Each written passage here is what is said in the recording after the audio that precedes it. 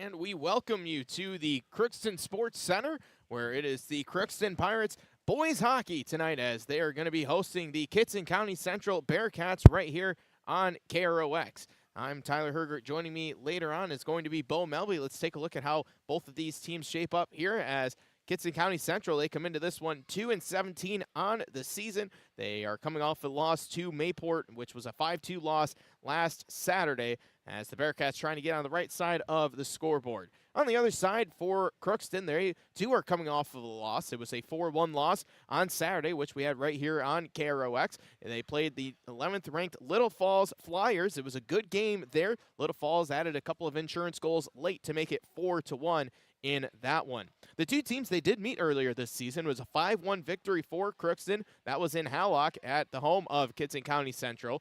Blake Melsha, Jackson Reese, Ryan Street, Garrett Fisher, and Caden Edwards all scored for Crookston. Wyatt Samuelson, he scored the lone goal for KCC. That was Crookston's first game of the season. It was the Bearcats' third of the year. We're going to step aside. We'll take a break. We'll hear from both the head coaches. We'll take a look at our Draft Sports Bar and Grill scoreboard update as the JV game just finished a few moments ago. We'll take a look at our Napa Crookston Welding and Machine starting lineups as well. That and more coming up on the Riverview Health pregame show. Step aside, take a break, and we'll hear from the head coach of the Kittson County Central Bearcats, Coach Josh Running, on the other side of this break.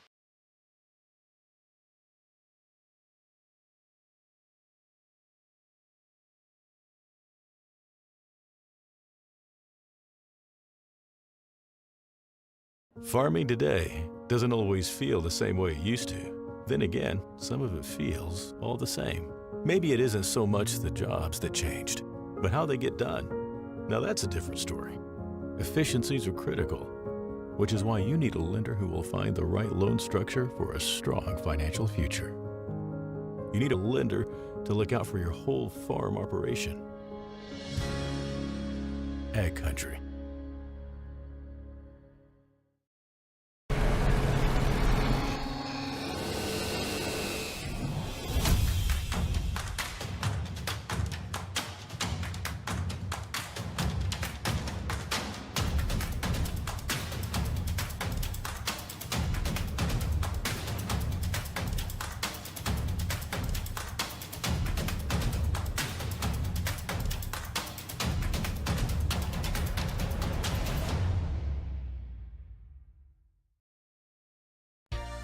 For all of your automotive service needs, call Christian Brothers Ford here in Crookston. We have a service team to handle all of your vehicle's needs. Does your vehicle pull to the right or left? Call and schedule an alignment today. Proper alignment saves gas and wear on your tires. We're here to take care of your vehicle repairs and maintenance. Call Christopher or Jersey in the service department at 281-1338. Make an appointment today with the service department at Christian Brothers Ford of Crookston, where we make it easy. This is my farm. Don't come out here and tell me what I need. I need solutions that work and market options that are worth my time. Small town support that sees the bigger picture. A global network that empowers us. A co-op that's there for us every day. Ever wonder what your city government does for you? They provide police and fire protection, emergency and disaster preparation, building code and zoning enforcement, street repair, cleaning and snow plowing, curbside garbage and recycling collection, plus spring and fall cleanup weeks. They deliver safe drinking water and maintain a wastewater system. They care for 22 parks and provide year-round recreation activities. They give loans for economic development and housing. They do all this and much more with the help of your city employees.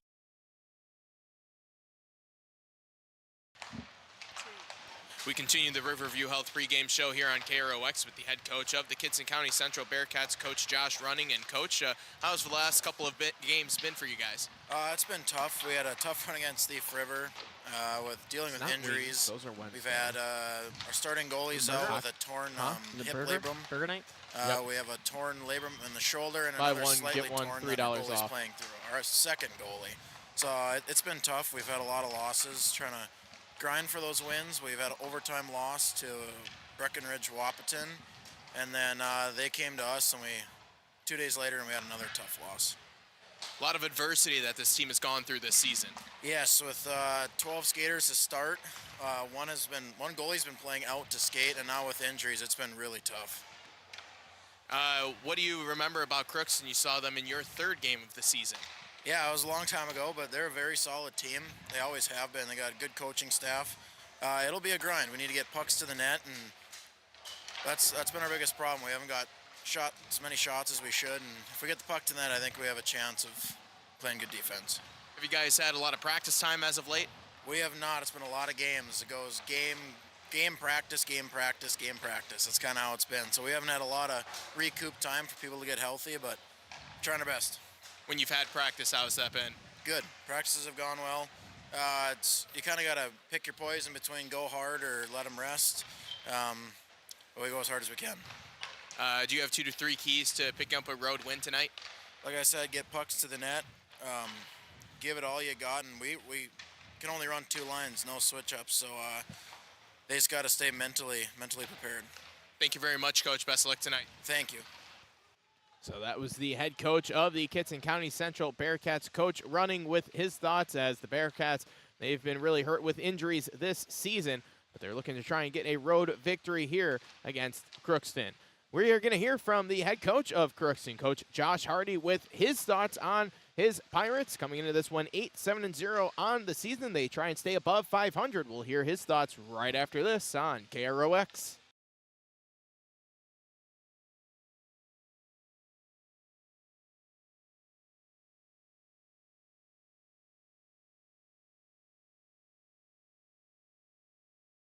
Hi, I'm Dr. Angie Smith, optometrist at the Crookston Eye Clinic and Foston Eye Clinic. We aim to provide high-quality products to our patients, things that we use ourselves in treating our own dry eye or coatings that we like to use on our own glasses. We offer myopia control contact lenses for children, which are soft contacts that not only correct their vision, but are designed to slow the progression of their nearsightedness. The eyes lead the body, and we are passionate about helping the eyes be safer, sharper, and faster. At Crookston High School, we really have a lot going on. There isn't that much going on. Oh yeah? We have softball, baseball, track and field, soccer, swimming, tennis, golf, volleyball, trap shooting, hockey, basketball, wrestling. So we have a lot of sports. And there is orchestra, band, choir, visual arts, speech, theater, Leo Club. And Crookston is one of the highest academic schools in the region. Really? Yeah, really, especially in math and science. I guess we do have a lot going on. Yeah, and that's why Crookston High School is my education destination. Crookston Valley Cooperative in Crookston is your full-service local agronomy dealer, delivering the products and services that you've come to expect. Crookston Valley Cooperative specializes in seed, chemical, and fertilizers that you need to keep your farm operation growing. For expert advice you can rely on, give Sean, Mike, or Matt a call at 281-1178 today or stop by at Crookston Valley Cooperative, located at 1122 Fairfax Avenue in Crookston. Crookston Valley Co-op, here to keep you growing. With the fall season right around the corner, Grove Mechanical in Crookston is ready to prepare you for winter. They suggest having your heating system serviced regularly to keep things running smoothly.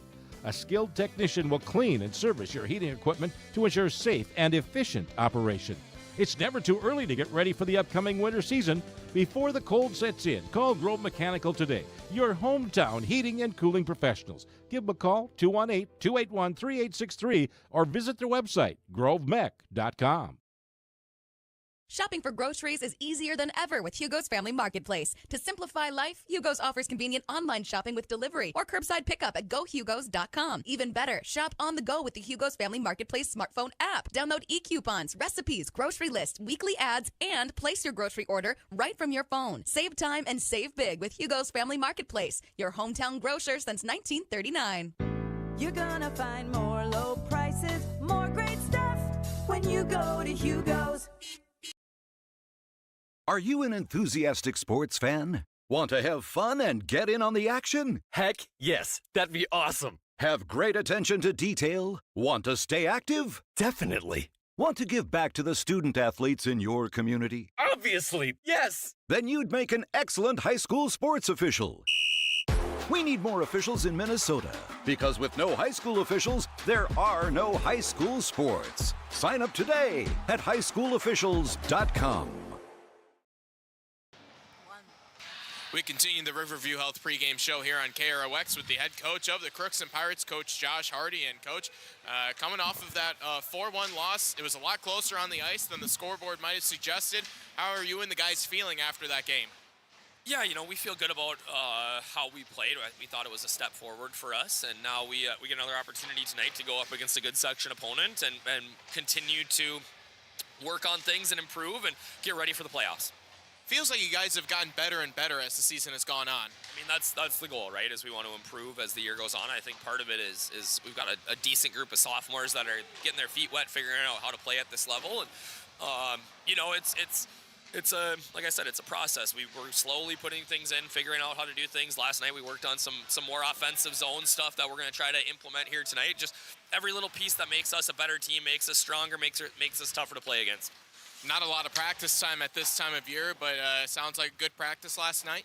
Yeah, it's always fun. Sometimes, we end up having to get everybody out there. So there's 38 guys on the ice, but we make her work, and it's good to see everybody out there and get, they get to, go against each other a little bit. Maybe with JV and varsity not always having practice at the same time. So we had a good practice yesterday. I thought things looked good. We tore the ice up and got some work in, and back at her today. You already played Kittson County Central once. That was all the way back, first game of the season for Crookston, that is. What do you remember about that game? We got off to a fairly slow start, which kind of was our MO there for a little bit. As the game went on, I thought our depth really established sort of our dominance in that game. I thought their goalie played really well. But I think that we are, and I'm sure they are too, a much different team today than we were in November. Yeah, you guys nearly got 50 shots off. It was 48 shots on goal in that one. How is the health of your team at this point in the season? Yeah, Ty Larson's going to be out tonight. He's sick, so we'll miss him on the back end, but a good opportunity for guys to step up and play in his spot. And, everybody's sort of dealing with a little bit of a cold, myself included. But Tegan Lubinski went to the boards kind of funny yesterday, hurt his knee, but he'll be going tonight and be ready to go out there as normal. Do you have two checks at the point and getting hungry at the net? So if we're able to do those things well tonight and deliver that excellence, we'll be in good shape. Thank you very much, Coach. Best of luck tonight. Thanks. That was the head coach of the Crookston Pirates, Coach Josh Hardy, with his thoughts as the Pirates trying to get themselves up to 9-7 on the season, as it's another Section 8A matchup here as they take on Kittson County Central. We're going to step aside, take a break. We'll tell you the score for the JV game. We'll take our first look at our Draft Sports Bar and Grill scoreboard update. That's going to be coming up on the Riverview Health pregame show.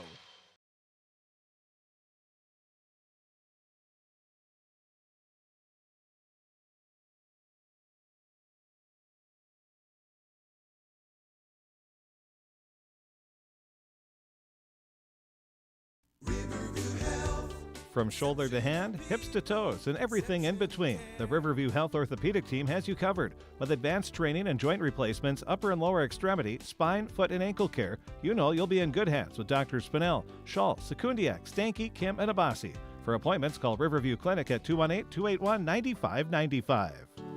Riverview Health, exceptional people, exceptional care. Riverview Health. It's always growing season here at United Valley Bank. We're focused on growth for our customers and communities, success for farms and businesses, and improvement for ourselves. Partner with us, and you'll see firsthand just how much the right hometown banking team can change your perspective. Together, there's no limit to the heights we can reach. United Valley Bank, our roots make us stronger.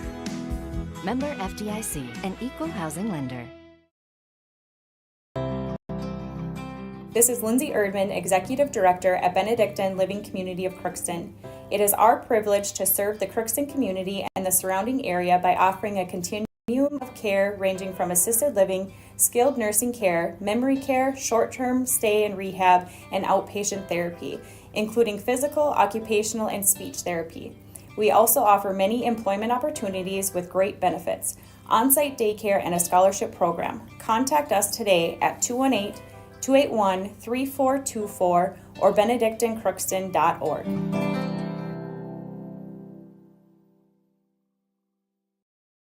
Farming today doesn't always feel the same way it used to. Then again, some of it feels all the same. Maybe it isn't so much the jobs that changed, but how they get done. Now that's a different story.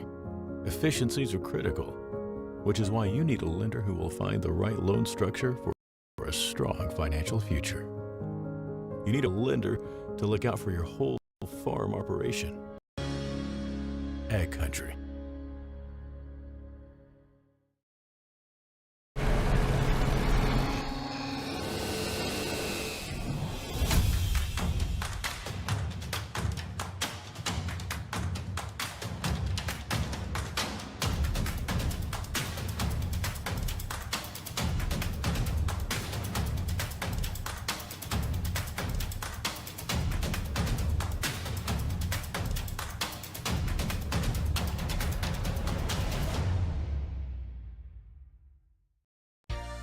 For all of your automotive service needs, call Christian Brothers Ford here in Crookston.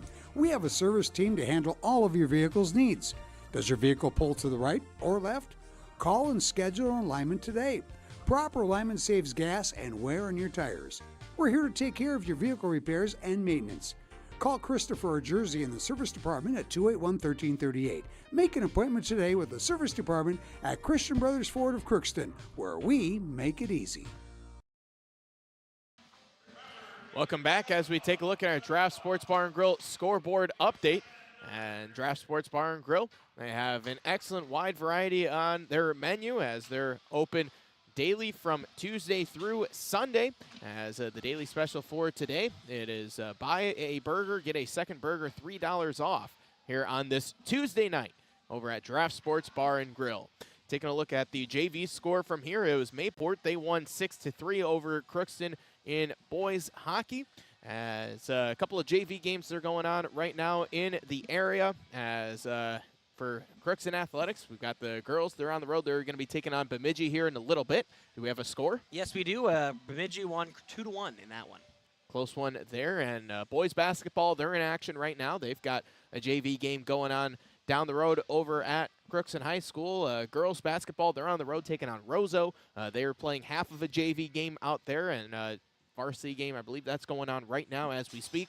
So everyone's in action for Pirate Athletics other than wrestling. Yeah. So a lot of action going on right now. As we'll let Bo tell you all about what's going on in the area. Yeah, so you covered all the local, the Crookston Athletics. One other girls hockey game going on. Thief River Falls is at East Grand Forks tonight. Otherwise, some boys hockey around the area. Red Lake Falls is at Bagley Foston. East Grand Forks at Grand Forks Central. That should be a good game. Lake of the Woods at Greenway Coleraine. Bemidji at Roseau and St. Michael Albertville at Moorhead. Other boys basketball around the area. It's a busy night. So here's just some of the many games. Climax Fisher at Norman County East, Yulin Heyerdahl. Red Lake County at Kittson County Central. Goodrich Griggle at Warren Alvarado Oslo. East Grand Forks at Thief River Falls. Winnemac at Park Christian. Foston at Lake Park Audubon. And Badger Greenbush Middle River at Clearbrook Gomvik, and some of the many boys basketball games around the area tonight. A lot of girls games as well. Climax Fisher at Norman County East, Yulin Heyerdahl. Red Lake Falls at Goodrich Grigla. Thompson at East Grand Forks. LaPorte at Winnemac. Begley at Manobin Waban. Northern Freeze at Warroad, and Monaga at Park Rapids. In wrestling, a couple other things going around the area today. Fertile Beltrami Triangular, Hillsborough, Central Valley, and Grafton will be competing there as well. Foston Bagley's up at Badger Greenbush and Middle River for a duel. And then United North Central will have a triangular with New York Mills and Walker, Hackensack, Akeley, Nevis. College ranks, the Minnesota Golden Gophers, both men's and women's basketball. It's border ball weekend, or I guess, well, midweek action. So usually we used to hockey, what's the weekend series. Anyway, so the Gopher men are hosting Wisconsin. That got going at 6 o'clock. I can find a score for you there, an update. The women will be at Wisconsin. I got one here for you at 8 p.m. So right now the men, Wisconsin's leading the Gophers at half, 34-24. Close game. Wisconsin ranked 13th in the nation, so that could be a pretty big upset if the Gophers are able to manage that, but that's a long road ahead still against a good Wisconsin team. And then finally in the NHL, the Minnesota Wild are hosting the Washington Capitals. That's getting underway in about 5 minutes. And boys JV basketball looks like Crookston won 52-37 And girls basketball, Roseau leads 21-16 in at half. And then also a note here for the girls hockey team, Campbell Friggi having that broken thumb injury, whatever it may be. She's in goal. She's going to be in goal tonight. So that's a big test to see how that goes for her. Obviously, you don't want to push it too much because you need her for sections. I mean, in regular season games, section game opponents are pretty important, but at the same time, you're pretty locked into that 1 or 2 seed. You love the 1 seed, but still, either way, as long as you get one of those top 2 seeds, you get a first-round bye. So you'll be playing here at the Crookston Sports Center for the semis no matter what, and then hopefully the championship. So we'll see how that goes. That's a whole look, and obviously as we continue on, we'll get more updates as the night goes on, and of course, after the post-game show, we'll get any final scores for you as well.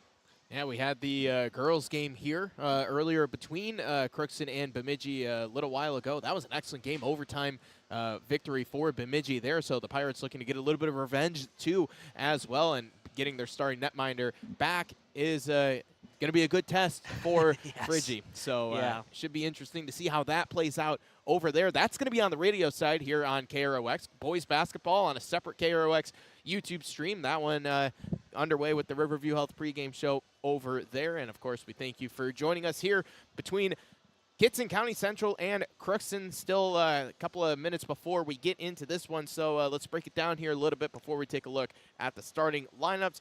So both these teams are familiar with each other, but that was a long time ago. That was all the way back in November, believe it or not. It was November 28th when these two teams ended up playing, and it was Crookston's first game of the season, and we talked about it a little bit with Coach.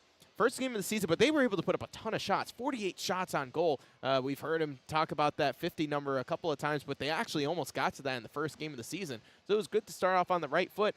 But what do you remember? Like, if you're a player, it's so long ago.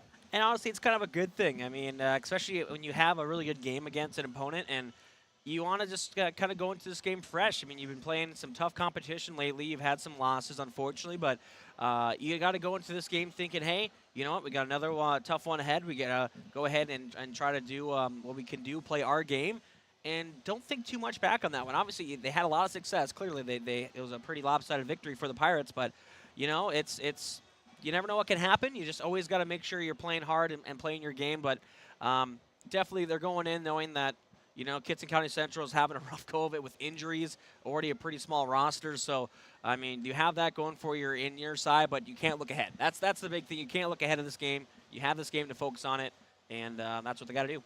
Yeah, Crookston has a big one coming up next against East Grand Forks on Thursday. We'll have that here on the radio, as that's a really good point. You can't look ahead to that one because you know that's a huge game. You get a big crack and a swing at East Grand Forks, but you have to stay focused on the task at hand.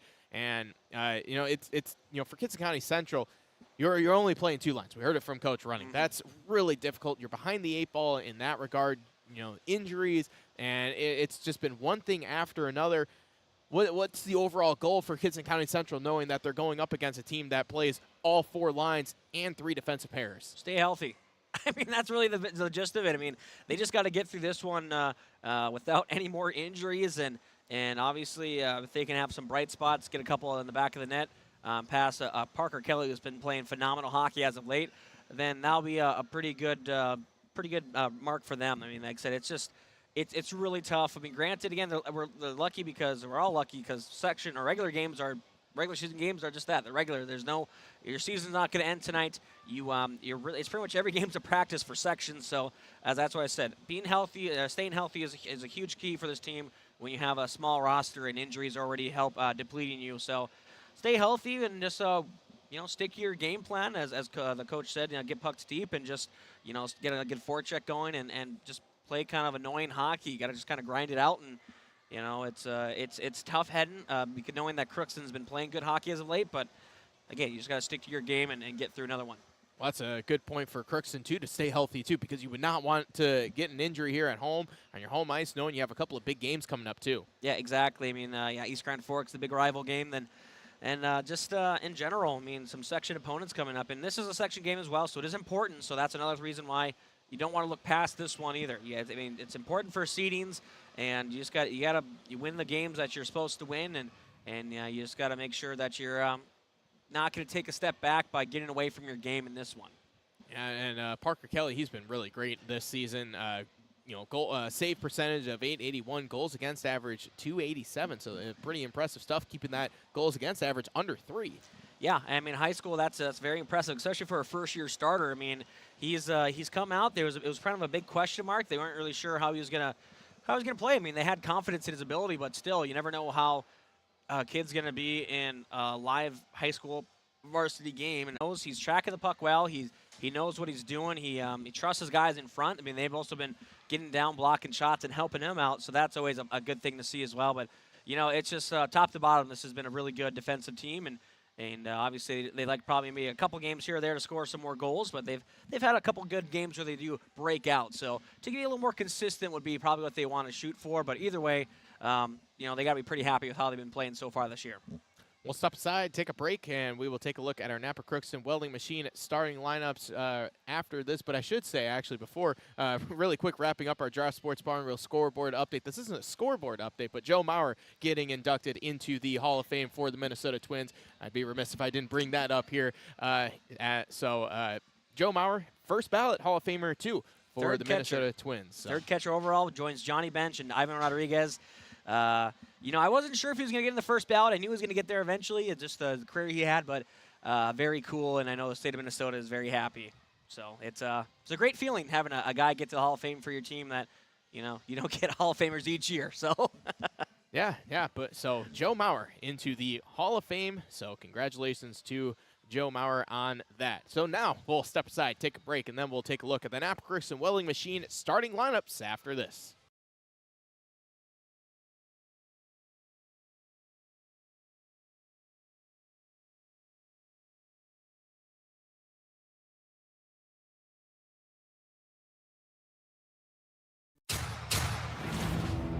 This is my farm.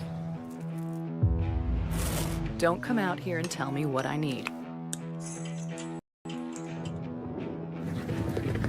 I need solutions that work and market options that are worth my time. Small town support that sees the bigger picture. A global network that empowers us.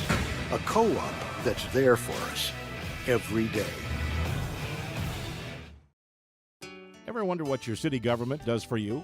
They provide police and fire protection, emergency and disaster preparation, building code and zoning enforcement, street repair, cleaning and snow plowing, curbside garbage and recycling collection, plus spring and fall cleanup weeks. They deliver safe drinking water and maintain a wastewater system. They care for 22 parks and provide year-round recreation activities. They give loans for economic development and housing. They do all this and much more with the help of your city employees. Hi, I'm Dr. Angie Smith, optometrist at the Crookston Eye Clinic and Foston Eye Clinic. We aim to provide high-quality products to our patients, things that we use ourselves in treating our own dry eye or coatings that we like to use on our own glasses. We offer myopia control contact lenses for children, which are soft contacts that not only correct their vision, but are designed to slow the progression of their nearsightedness. The eyes lead the body, and we are passionate about helping the eyes be safer, sharper, and faster.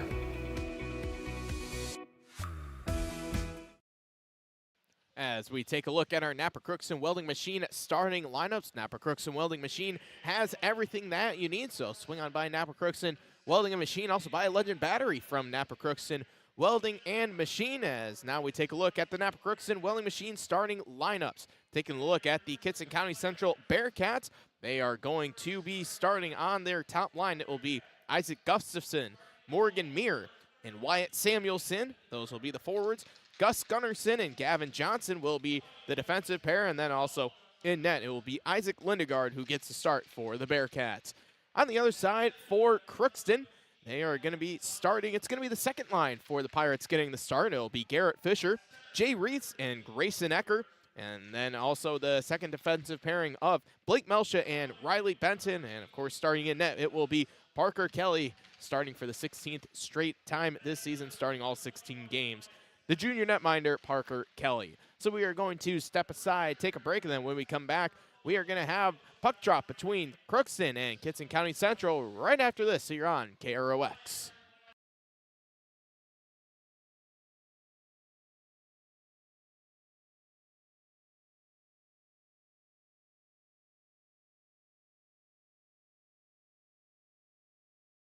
At Crookston High School, we really have a lot going on. There isn't that much going on. Oh yeah? We have softball, baseball, track and field, soccer, swimming, tennis, golf, volleyball, crap shooting, hockey, basketball, wrestling. So we have a lot of sports. and there is orchestra, Band, choir, visual arts, speech, theater, Leo Club. And Crookston is one of the highest academic schools in the region. Really? Yeah, really, especially in math and science. I guess we do have a lot going on. Yeah, and that's why Crookston High School is my education destination. Crookston Valley Cooperative in Crookston is your full-service local agronomy dealer, delivering the products and services that you've come to expect. Crookston Valley Cooperative specializes in seed, chemical, and fertilizers that you need to keep your farm operation growing. For expert advice you can rely on, give Sean, Mike, or Matt a call at 281-1178 today or stop by at Crookston Valley Cooperative, located at 1122 Fairfax Avenue in Crookston. Crookston Valley Co-op, here to keep you growing. With the fall season right around the corner, Grove Mechanical in Crookston is ready to prepare you for winter. They suggest having your heating system serviced regularly to keep things running smoothly. A skilled technician will clean and service your heating equipment to ensure safe and efficient operation. It's never too early to get ready for the upcoming winter season. Before the cold sets in, call Grove Mechanical today, your hometown heating and cooling professionals. Give them a call, 218-281-3863, or visit their website, grovemech.com. Shopping for groceries is easier than ever with Hugo's Family Marketplace. To simplify life, Hugo's offers convenient online shopping with delivery or curbside pickup at gohugos.com. Even better, shop on the go with the Hugo's Family Marketplace smartphone app. Download e-coupons, recipes, grocery lists, weekly ads, and place your grocery order right from your phone. Save time and save big with Hugo's Family Marketplace, your hometown grocer since 1939. You're gonna find more low prices, more great stuff when you go to Hugo's. Welcome back as both teams are huddling around their nets, just about ready to get started for this one. And again, we thank you for joining us here on KROX YouTube stream, as a lot of action going on here in for Crookston, as 3 different games are on KROX. We've got boys basketball on a separate YouTube stream. We also have girls hockey on the radio, and they are out in Bemidji. The boys basketball, they're at home, but boys hockey, they're at home too, as you see them huddling around their net right now. One final message before they get out for this one. An important Section 8A battle here between Crookston and the Bearcats. It's the second matchup, as Crookston, they won the first 5-1. They got off to a good start this season, 1-0. It's always great to get off above 500. The Pirates, they've had a good season, been able to stay above 500 for the entirety of the season, and now they're sitting right above it, one game above it at 8-7-0, trying to make it 9-7-0. Oh, for sure. They've had a really good season so far in that fact, where a lot of big wins and a lot of close games too. So, yeah, they've been definitely pretty happy with their play so far this season. And, well, let's get another game in the books here, shall we? I think so, as it's going to be Jay Reese, who's been really excellent in the face-off circle for the Pirates, going up against Morgan Muir. And it is going to be a face-off win for Kittson County Central on the far side. It's Gavin Johnson had it knocked away. Goes just wide of Lindegard, and able to chase this one down is Jay Reese in the corner. Now it's Garrett Fisher at the top. Tried to center one for Reese, and a quick shot fired by Ecker. That was saved. A good save there from Lindegard, as behind the cage. Now it's Morgan Muir trying to bank it off the boards, looking for Samuelson. It goes too far. Melch's shot is going to be covered by Lindegard, but then he dropped it off for Gavin Johnson. And it's going to be flipped ahead, but it'll be Riley Benson. We'll get it back. Now it's Jay Reese. Had it poked away. Good stick from Muir. Puck is still loose, and it'll be scooped up by Ecker. He'll head behind the net. Now Ecker up ahead. Gets it for Benson. Goes off the stick of Fisher. It's turned over as Johnson is there. Flips it forward for Wyatt Samuelson. Now on the near side, Dylan Huff going after it.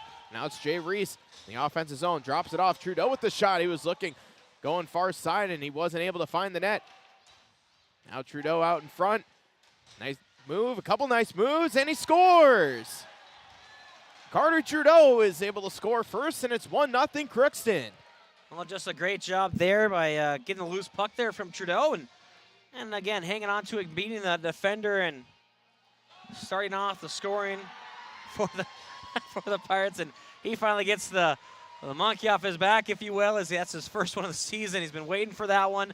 and the bench was sitting down as they weren't going to give him, the high fives going through the train there, but they all got up and give him a big smile. So good for Carter Trudeau to get that one off the back. Feels like he's been waiting to get a couple of goals here. He's been really playing good as of late here. Ryan Street gets credited for the assist.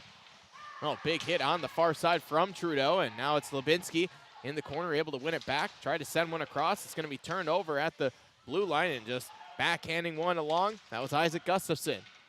Chase after it in the corner. Now it's Edwards with the nice move. Edwards going out across the red line now near side. Drops it down low for Street. Offside is called. And we'll have a face-off in the neutral zone here. 15-12 left in the first. Carter Trudeau picks up his first goal of the season. He was second in goals for the Pirates last season. It picks up his 5th point of the year. Ryan Street able to get his 5th point, 3rd assist on the year. Third line out there for the Pirates. Liam Larson threw one across looking for Jackson Reese. It goes through, and it's going to be knocked down, and it's going to go all the way down for Kelly, and he'll just shrug it over for Benson. Riley Benson sends it up ahead, finds Lucas Miller. Miller on the near side, trying to get around the defender of Gus Gunnarsson. And the Bearcats are able to get it out of their own end, but the Pirates get it right back as Larson sends it for Benson on the near side. Benson with a nice little toe drag, had it knocked away, and it'll go out to center as Melcha has it, sends it across. This one's going to be knocked down, and it will be a change here coming for the Bearcats as here's Melcha going up the ice. Full head of steam, nearly lost it. Trying to chip this one further was Miller. It's going to be turned over. Gustafson goes off the boards, finds Muir, who will slap it in. Benson in the far corner. Knocked off the puck as coming over is Gavin Akis. Now it's Benson. Going off the boards, here's Jackson Reese with it. Reese gets it into the middle, and now it's Akis moving near side. Fourth line coming out here for the Pirates as Akis plays it to himself, but it was a little too far. Colburn trying to get to it on the far boards, and Colburn's able to come out of the scrum with it. Colburn on the far side, trying to get his way around 2 Bearcats, tried to center one, and that one was read by Gunnarsson, and now behind the net, Gunnarsson sends it up the far boards now for Samuelson, and able to keep this one in was Hamry, but it goes right back for Gunnarsson. Now Akis in the middle on the interception. Goes into the corner, Akis still going with it, tried to center one. Now Akis able to flip it out, but it goes to the Bearcats, Samuelson. Now it was Dana Brown on the near side, sends it up ahead for Muir, and Muir is going to go chasing after it behind Kelly. Levinsky shoulders him off of it, and Levinsky trying to go up the far side. Levinsky still going with this in center, had to avoid Grayson Ecker. And now Levinsky flips it in, and chasing after this is Fisher. Fisher with the hit on Gunnarsson. So he's going to come to the near side, and it goes to Melcha, who's able to hold it in on the blue line, fires a shot. That one's going to be knocked into the netting by Lindegard. 12:44 left. Yeah, no, a pretty good stretch there for the Pirates. Had some offensive pressure on as they're leading 4-1 for the shots. But Bearcats been doing a pretty good job getting the puck out of their own end once they get possession, so give them credit for that. Face-off win for Jay Reese, goes back for Benson, and his shot is saved by Lindegard. And able to get to it now is Melcha on the far side. That one's turned over, and Ecker has it. It's it now for Benson. Benson near side, now it's Jay Reese. Cutting to the middle, Reese. Nice little move, able to get it to Fisher, and his shot saved by Lindegard. Dangerous chance there. Yeah, Fisher didn't see Ecker on the back door there, and I think, that would have been an easy, they got that pass over, would have been a pretty easy open net to put the puck in, but either way, good offensive pressure, another offensive zone drop. Carter Trudeau able to win it back for Edwards. His shot is saved, a good pad save made by Lindegard. He's already made 6 saves here early in the first. Now Edwards again, winding and firing. That one went off the glove of Lindegard and over the cage. And a big hit from Edwards, but the Bearcats were able to get it out of their own end. Benson looking it to the near side. It's Ryan Street coming up with it, and Edwards throws the body. Now it's Trudeau. And had it poked away. A good defensive play there. That was Eli Muir on the back check there for the Bearcats. Now it's Lubinsky. Far side, Street had it but lost it. Now Trudeau trying to make his way around 3 Bearcats. Had it knocked away from him. Good stick from Miller as he pokes it all the way down. Lindegaard knocks it off into the corner. Johnson is there. It's out into the middle. And Eli Muir was able to send it to the near side. And now on the far side, it'll be Wyatt Samuelson. Knocked off the puck as it's Lubinsky. Back down to the ice, and we get our first penalty called. It's going to be a trip.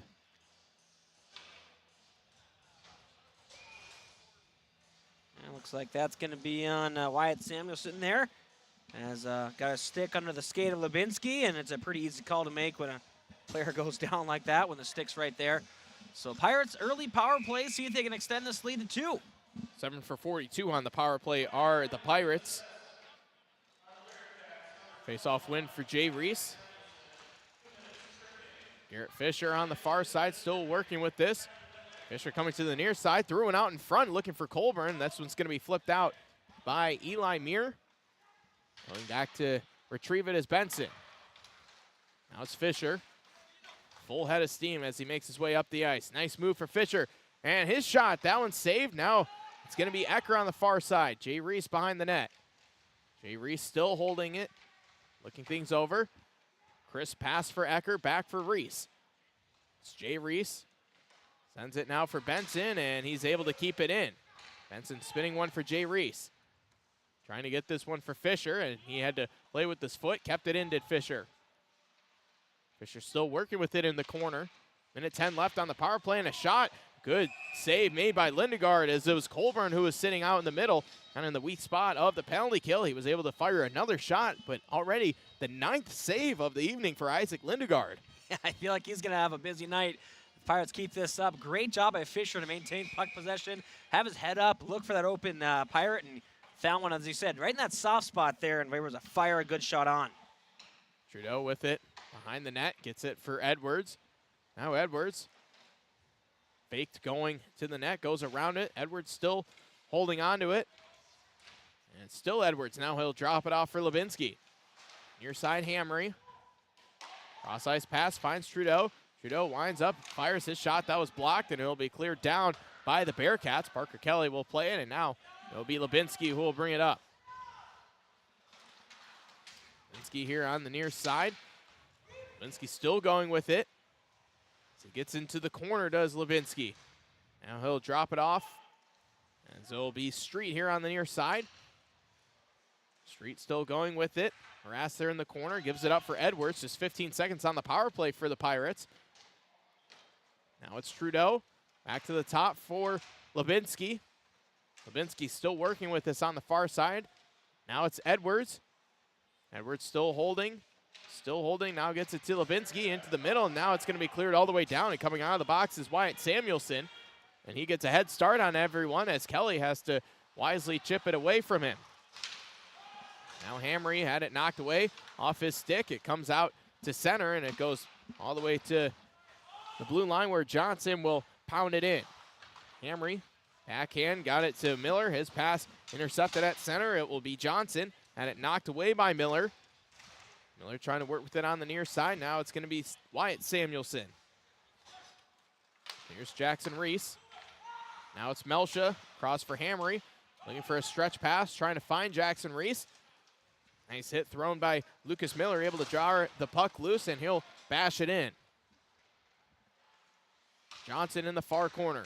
Flips one out to center. There's Joseph Albrecht. And he was trying to backhand it along. Went off the stick of Benson. Now Melsha onto the near side for Miller. Benson able to join the rush. Drops it off. Now it's Liam Larson with a shot. And that one was blocked on the way there. And able to chip it out are the Bearcats. This one's going to go down. Kelly comes out of the crease to play it, and he's going to cover it as well. I think that's the furthest I've ever seen a goalie cover a puck up. So that was interesting. That's a way to do it, I guess, to stop a potential breakaway. You just see a poke check or something like that, but Kelly said, no, just cover it up. It's fine. So it was covered by Kelly, so it will mean an offensive zone faceoff for Kittson County Central. It will be Blake Melcha on the far side. Melcha up ahead now. Akis battling for it on the boards as Gustafson is there. Akis trying to flip it to himself. On the near side, it's Benson. Benson takes a huge hit, sends it up ahead for Bochow. Now Bochow is going to be hit in the corner. This one's going to get wrapped all the way around now for Samuelson. Samuelson going around the cage, goes off the glass, down and out, and Benson will pick it up at center. Now on the far side, it's Melcha. Backhands it in. Pirates make a change as Lubinsky and Fisher come out onto the ice. Colburn and Akis still going for it in the corner. Now Akis centering pass. He was looking for either Colburn or Fisher. Hamry's able to keep it in the at least and fire a shot. That one goes wide. Akis with it behind the net. Akis still trying to go with it. He's able to take the hit and fire one across. He was looking for Colburn. Colburn nearly got a stick on it. 7 minutes left here in the first. 1-0 Crookston with the lead as Morgan Muir, his shot is saved by Kelly. Now it's going to be Lubinsky. Lubinsky flipping this one out, and Lubinsky gets it back. So going with this is Lubinsky using a lot of speed, and he takes an awkward tumble into the end boards. Now it's Hamray out at center, able to scoop it up for Crookston. Sending it now, trying to get it to Jay Reese. Jay Reese pokes it along, trying to get to it first. He does. Now Jay Reese crashes into the net. I believe, did the net come off of its moorings, or did something fall off of the net? I think it slid off a little bit, it looks like. So didn't, in a sense, move off of it, but just went to the left or right. You don't see that too often. But either way, Pirates are an offensive zone draw, and, well, they have 12 shots to 2. Give credit to Kittson County Central. They had a big penalty kill, and they've done a pretty good job of keeping the shots for the Pirates out to the perimeter. And limiting a lot of the shots, too, especially in the second half of that power play. As out in front, Jay Reese with a shot. That one's saved. And Kittson County Central able to get it away for the time being. Lubinsky is able to keep it in. Now it's Jay Reese dropping it off for Lubinsky. Lubinsky walking in, threw it out in front, looking for Reese. Couldn't catch his stick. Now it's Fisher turning with it. Still going with this. Fisher tried to send one out in front. That one goes past a couple of Pirates. On its way to the far boards, and it will be the Bearcats able to get it out. As this is Albrecht at center. And that one is going to take a deflection. Looks like it hit someone on the bench for Crookston and goes back onto the ice. Face-off, we'll have to see where it is in the neutral zone. 5:40 left here in the first period. Again, shots 13-2 in favor of Crookston. But 12 big saves from Lindegaard, who's been challenged a lot here early. Yeah, I mean, if we end this period, this score, Kittson County Central is going to be very happy. Crookston probably going to be upset they can't finish right now. It's going to be knocked in by Gustafson. We'll chase this one down as Melcha. Now on the near side, it's Street sending one across. Here's Edwards working with it.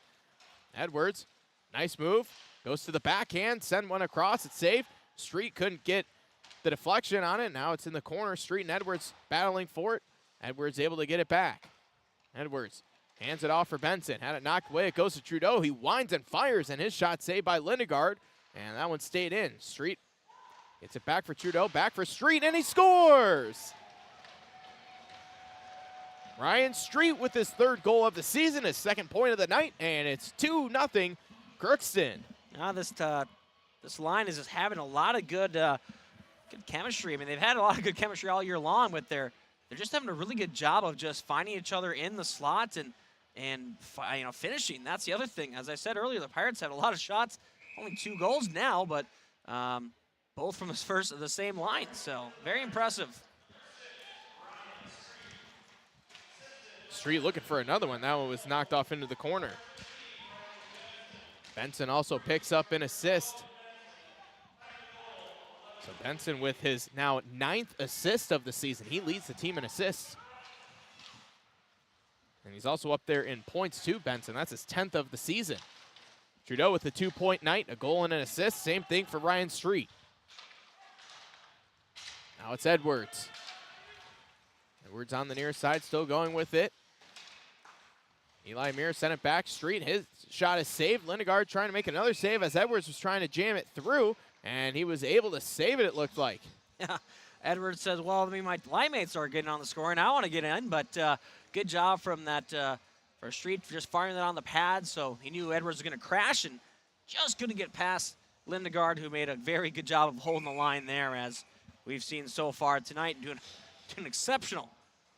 13 saves for Lindegaard, as now it's Lubinski trying to keep it in. They're able to do so, are the Pirates. It's Larson in the corner. Goes off the far boards. Now it'll be Albrecht. Gets it out. Now winding and firing a shot. That one was saved. Might taking a deflection out in front. Jackson Reese scores. Jackson Reese with his third goal of the season makes it 3-0. Well, and honestly, just that's where I think we saw the first goal from too as well. Just the low slot and just a good job of one-timing that one and right over Lindegaard there. Nothing he can really do, honestly. That's just a well-placed shot, and you got to give credit where credit's due. Beauty for Reese.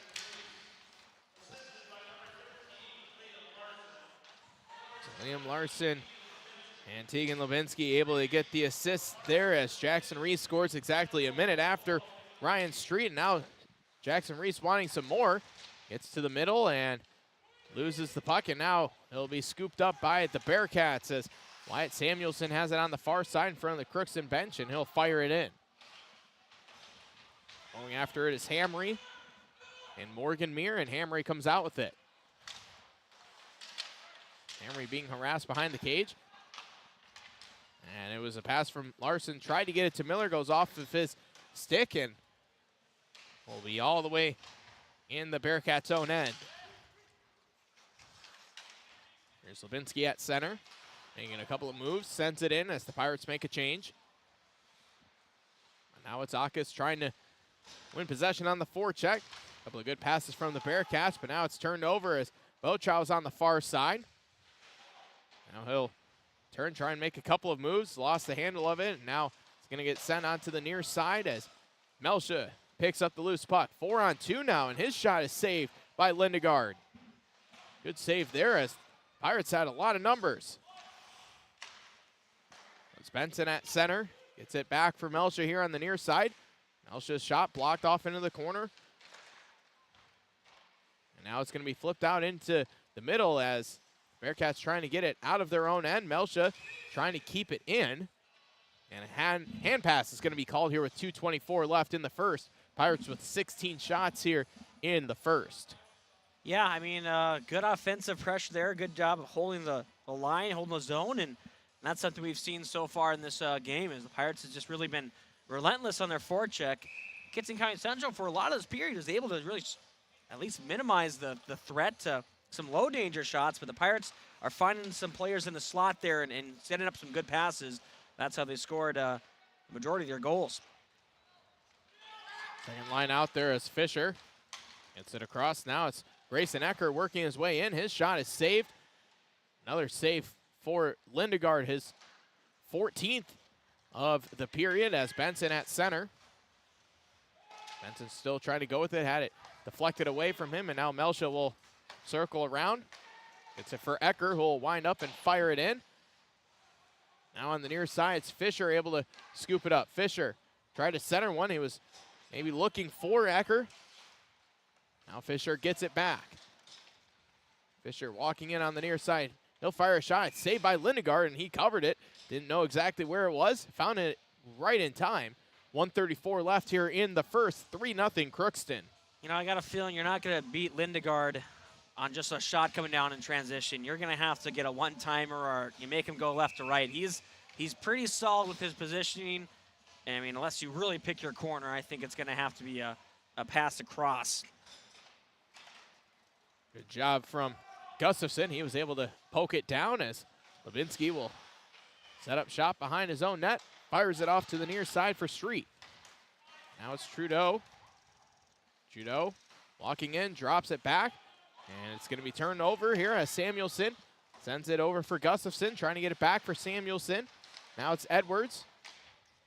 Had it poked away by Street. A couple of Pirates there battling for it, and Edwards is able to pick up the loose puck. Goes to the near side. Edwards walks in. Rising shot goes right over Lindegaard as we're just under a minute left here in the first. Trudeau throwing the body now, and he'll glove it down with exactly 49 seconds left here in the first. Well, for Kittson County Central, you just want to get out of this period with this score. And, I mean, obviously the Pirates would love to add on, but right now they've got to be content with how they played. Very, very offensively minded period. Only 2 shots allowed. And if they continue this, it's going to be a long night for the Bearcats. Jackson Reese in the face-off circle, wins it back for Melsha. Melsha walks in, and his shot, that one just barely missed the net. Benson's able to pick it up on the near side. Benson in the corner. Battle for it there as Miller comes out with it. Miller trying to get to the front, had it knocked away. Now Benson below the cage. Benson really jumping in on the play. Now he'll shift it over for Larson. Larson working with this in the corner, tried to center one, took the hit. Larson trying to still go with it, and it's going to be sent out, and no, the Bearcats can't get it out. Now the Pirates did a good job of keeping it in, as it was a good job from Larson. Still battling for it with Miller, 8 seconds left. Now it's Larson behind the net. Larson's going to be hit, and this one's going to be flipped down, and that is how the first period comes to a close. 3-0 is the score. Crookston with the lead. We'll recap that here on our first period intermission. Right after this, it's 3-0 Crookston.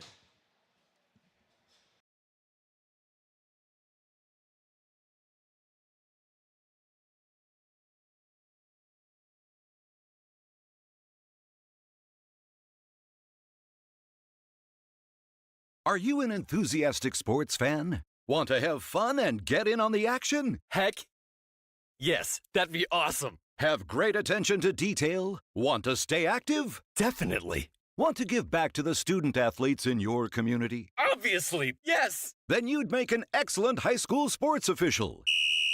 We need more officials in Minnesota, because with no high school officials, there are no high school sports. Sign up today at highschoolofficials.com.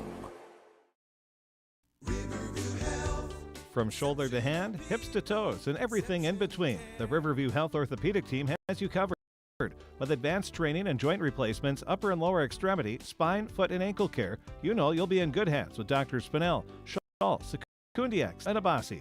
For appointments, call Riverview Clinic at 218-281-9595. Riverview Health. Exceptional people, exceptional care. Riverview Health. It's always growing season here at United Valley Bank. We're focused on growth for our customers and communities, success for farms and businesses, and improvement for ourselves. Partner with us, and you'll see firsthand just how much the right hometown banking team can change your perspective. Together, there's no limit to the heights we can reach. United Valley Bank, our roots make us stronger. Member FDIC, an equal housing lender. This is Lindsay Erdman, Executive Director at Benedictine Living Community of Crookston. It is our privilege to serve the Crookston community and the surrounding area by offering a continuum of care ranging from assisted living, skilled nursing care, memory care, short-term stay and rehab, and outpatient therapy, physical, occupational, and speech therapy. We also offer employment opportunities with great benefits, on-site daycare, and a scholarship program. Contact us today at 218-281-3424 or benedictinecrookston.org.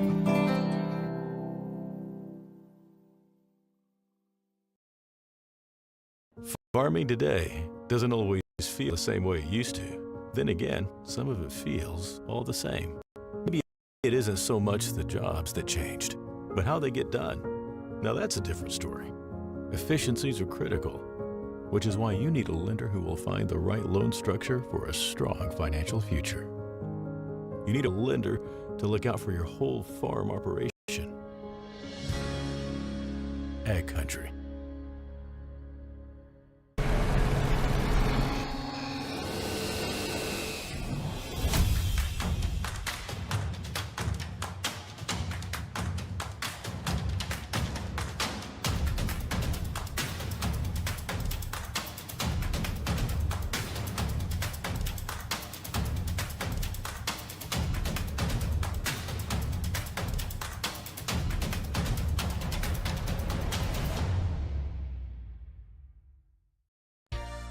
For all of your automotive service needs, call Christian Brothers Ford here in Crookston.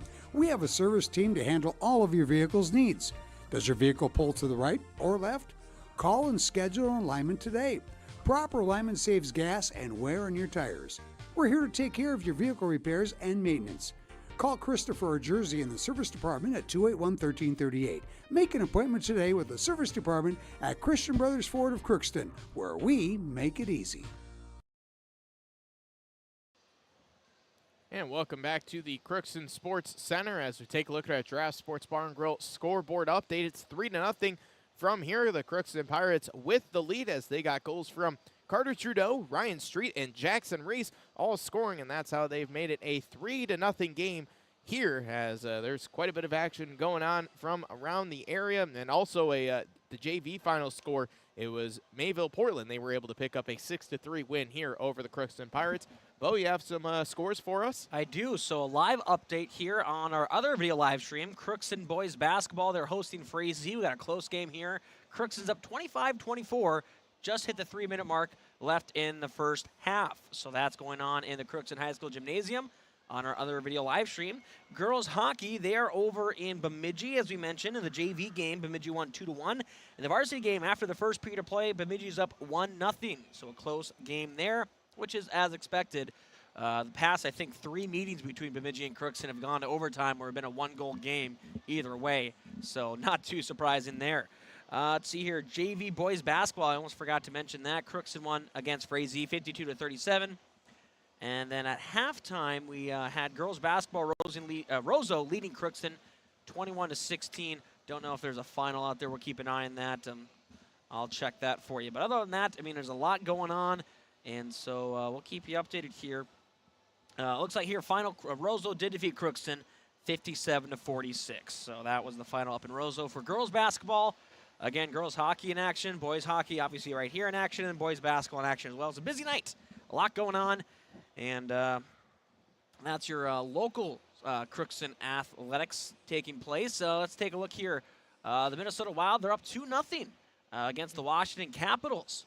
So big early lead for the Wild there. Let's see here who has scored. That was Marcus Foligno and Brock Faber with goals. So love to see that. In the college basketball, Gophers versus Wisconsin, border battle. 3 minutes, 28 seconds left in the second half. 55-53, Wisconsin up. So close matchup there. Again, Gophers are unranked. The Badgers are ranked 13th in the nation. And Wisconsin leads the Big Ten as well. Exactly. They're the #1 team in the Big Ten as of right now. So that's a pretty good one for the Gophers. Even if they can keep it close, I think they'll be pretty happy. They have a pretty up-and-coming team in a sense. They've had a good season so far. They're not really expected to make a lot of noise, but I mean, it seems like they're finally starting to get some traction with Ben Johnson, Coach Ben Johnson and his program. So that's good to see. Other than that, I think that's it for actual updates. We have some other games. Again, Minnesota Gophers women's basketball. They'll be at Wisconsin at 8 p.m. tonight. And then, so that's 20 minutes away. And then boys hockey around the area, just a couple games. Red Lake Falls at Bagley Foston. East Grand Forks at Grand Forks Central. Lake of the Woods at Greenway Coleraine. Bemidji at Roseau. And St. Michael Albertville at Moorhead. A lot of basketball games. One other girls hockey game, almost forgot because it's a different spot here. Thief River Falls at East Grand Forks. That's the only other girls hockey game around the area. Boys basketball, a lot of games being played. Here's just some of the many games that we have around the area. Climax Fisher is at Norman County East. You won't hit it all. And Red Lake County at Kittson County Central. Goodrich Grigla at Warren, Alvarado, Oslo. East Grand Forks at Thief River Falls. Winnemac at Park Christian. And Foston at Lake Park Audubon in some of the many boys basketball games. A lot of girls basketball games as well. Climax Fisher at Norman County East. You won't hit it all. Red Lake Falls at Goodrich Grigla and Thompson at East Grand Forks. LaPorte at Winnemac to name some of the many girls basketball games. So a lot of action on this Tuesday, including all four out of the 5 Crookston sports, I should say. And so, again, that's what I got for you right now. Thank you very much, Bo. A lot of action here on this Tuesday night. A lot of action here in this first period as well. 19 shots on goal for the Pirates, as that's really impressive. Lindegard had to make 16 saves.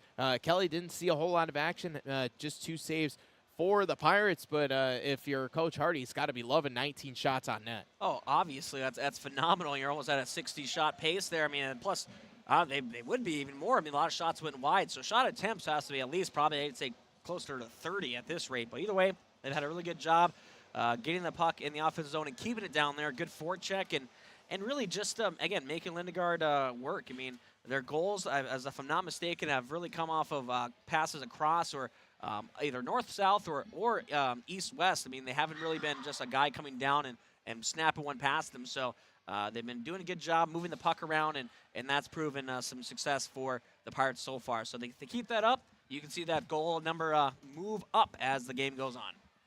And, it's been really difficult to beat Lindegard. I mean, that's something that we've talked about here all period long. And, 16 saves has been remarkable here. And as you mentioned, a couple of those goals, I mean, that would have beaten any goaltender. It's just, near impossible saves. Oh, yeah. I mean, a goalie can only cover so much of the area of that net, especially when he's going back left and right. So a good job from the Pirates, as I said, just making a move. I mean, you're not, as we've said it all period long, you're not going to beat them straight up unless you actually have a perfect shot in the corner, which, I mean, it's going to be tough to do. And that's what I think the Pirates have been maybe doing a little too much of, trying to pick that corner, a lot of shots going wide. But I think if they keep this passing up, I mean, Kittson County Central's done a pretty good job of getting their sticks in the passing lane. But when they're in the zone for that long, you're going to get some passes through. And the Pirates have taken advantage 3 times on that.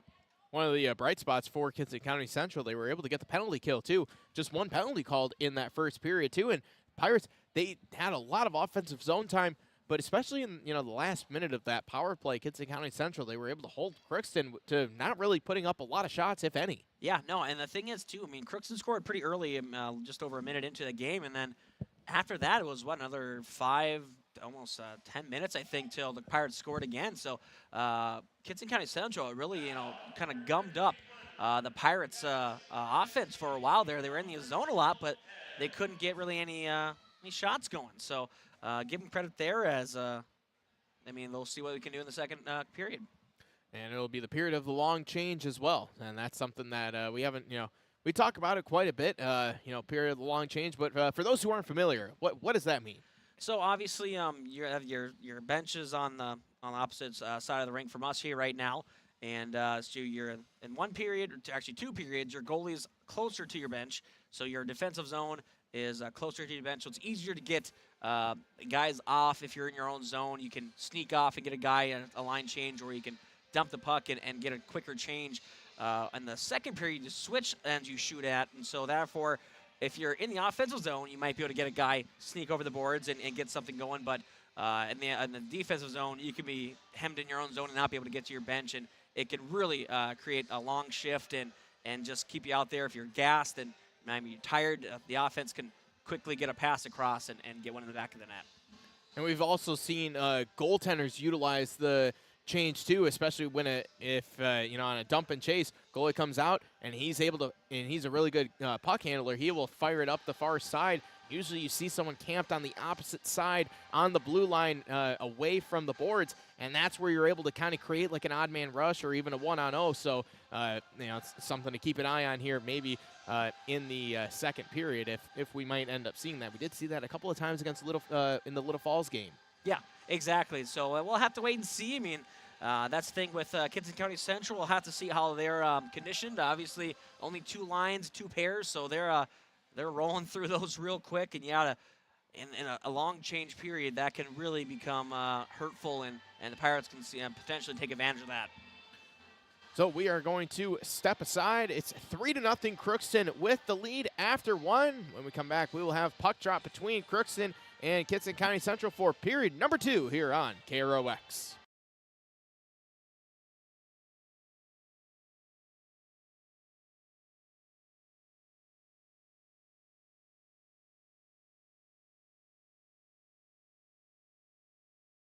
Ever wonder what your city government does for you? They provide police and fire protection, emergency and disaster preparation, building code and zoning enforcement, street repair, cleaning and snow plowing, curbside garbage and recycling collection, plus spring and fall cleanup weeks. They deliver safe drinking water and maintain a wastewater system. They care for 22 parks and provide year-round recreation activities. They give loans for economic development and housing. They do all this and much more with the help of your city employees.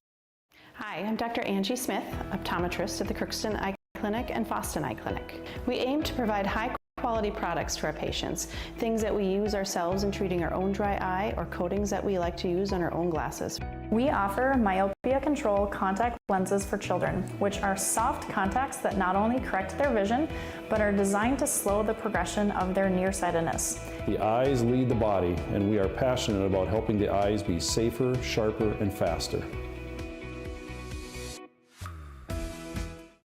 At Crookston High School, we really have a lot going on. There isn't that much going on. Oh yeah? We have softball, baseball, track and field, soccer, swimming, tennis, golf, volleyball, trap shooting, hockey, basketball, wrestling. So we have a lot of sports. And there is orchestra, band, choir, visual arts, speech, theater, Leo Club. And Crookston is one of the highest academic schools in the region. Really? Yeah, really, especially in math and science. I guess we do have a lot going on. Yeah, and that's why Crookston High School is my education destination. Crookston Valley Cooperative in Crookston is your full-service local agronomy dealer, delivering the products and services that you've come to expect. Crookston Valley Cooperative specializes in seed, chemical, and fertilizers that you need to keep your farm operation growing. For expert advice you can rely on, give Sean, Mike, or Matt a call at 281-1178 today or stop by at Crookston Valley Cooperative, located at 1122 Fairfax Avenue in Crookston. Crookston Valley Co-op, here to keep you growing. With the fall season right around the corner, Grove Mechanical in Crookston is ready to prepare you for winter. They suggest having your heating system serviced regularly to keep things running smoothly. A skilled technician will clean and service your heating equipment to ensure safe and efficient operation. It's never too early to get ready for the upcoming winter season. Before the cold sets in, call Grove Mechanical today, your hometown heating and cooling professionals. Give them a call, 218-281-3863, or visit their website, grovemech.com. Welcome back to the Crookston Sports Center as we're just about set for the second period. The Pirates going from right to left here as they both just got out onto the ice, finishing up their warm-up here as it will be Pirates with a 3-0 lead as a couple of two-point nights. Carter Trudeau and Ryan Street, both of them, they scored the first 2 goals, and they both assisted on each other's goals. Riley Benson, he has an assist, and Jackson Reese, he scored the 3rd goal for Crookston, and also getting an assist was Liam Larson, and also it was Tegan Lubinsky. Lubinsky with his 9th assist of the season. He has 13 points for the Pirates as he is definitely earning his top spot there on the defensive pairings for the Pirates. Yeah, for sure. I mean, he's getting close to that game per our point per game rate. Very well. Good season for him. Good breakout season. Face-off win for Kittson County Central here to begin the second period as it's going to be Jay Reese tried to send it across. It goes for Garrett Fisher off the deflection. Now Fisher going in on the near side. Now around the cage, sends it to the back. Benson winds and fires, and a nice save made by Lindegaard. Goes off into the corner. Benson's going to be hit in the corner as they still battle for it. A couple players each side battling, and now Benson comes out with it. Goes to the middle. His shot is saved into the corner. Now Jay Reese with it. Sends it back for Benson. Benson winding and firing. That's saved. And puck is loose out in front. Jay Reese was able to get a backhand on it, and he'll have that one saved, and it will be kept in by Benson. Now it's out to center, and everyone will have to tag up for the Pirates as Melsha sends it near side. Jay Reese with it. Jay Reese still holding. He's going to be hit. Big hit thrown there by Johnson as it will be a penalty that's going to be called. Roughing call there as I think that was just a little high of a hit. So a 2-minute minor for the Bearcats as the Pirates go on the power play yet again and see if they can finally figure out this Bearcat penalty kill that had a lot of success. Well, not a lot, but had success in the first period. They were able to defend the power play nicely as the Pirates 0 for 1 on the power play this season. That puts them at 7 for 43 on the year now. Trudeau coming out with this, trying to send it to the middle, and a shot saved, made by Lindegaard as Street was out in front. He was looking for his second, but Lindegaard denies him. I mean, that's the thing. He's having a pretty good night again. He's already at 20 saves.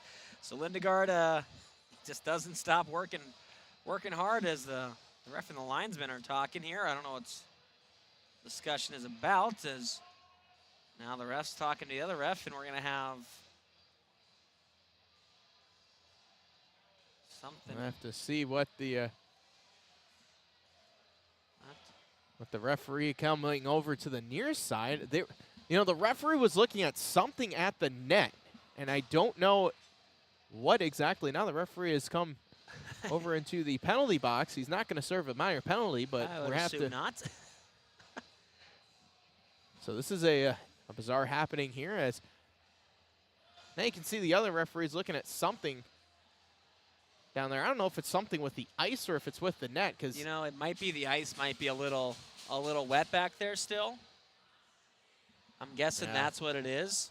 Yeah, the referee, they're skating behind the cage over there, as it's definitely something with the ice, we believe. So yeah, I'm no, not sure. So it looks like I'm sure they're gonna get a squeegee out, assuming.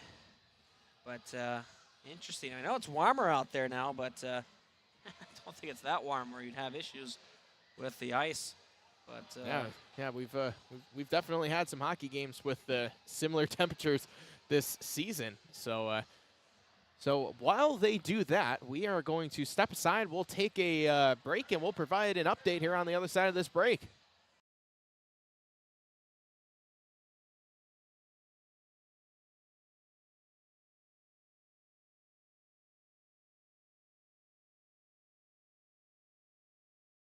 Shopping for groceries is easier than ever with Hugo's Family Marketplace. To simplify life, Hugo's offers convenient online shopping with delivery or curbside pickup at gohugos.com. Even better, shop on the go with the Hugo's Family Marketplace smartphone app. Download e-coupons, recipes, grocery lists, weekly ads, and place your grocery order right from your phone. Save time and save big with Hugo's Family Marketplace, your hometown grocer since 1939. You're gonna find more low prices, more great stuff when you go to Hugo's. Are you an enthusiastic sports fan? Want to have fun and get in on the action? Heck yes, that'd be awesome. Have great attention to detail? Want to stay active? Definitely. Want to give back to the student athletes in your community? Obviously, yes. Then you'd make an excellent high school sports official.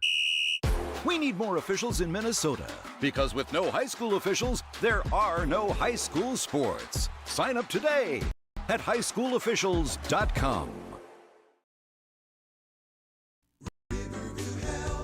From shoulder to hand, hips to toes, and everything in between, the Riverview Health Orthopedic Team has you covered with advanced training and joint replacements, upper and lower extremity, spine, foot, and ankle care. Units with Dr. Dahl, Sekundiak, Stanky, Kim, and Abasi. For appointments, call Riverview Clinic at 218-281-9595. Riverview Health, exceptional people, exceptional care. Riverview Health.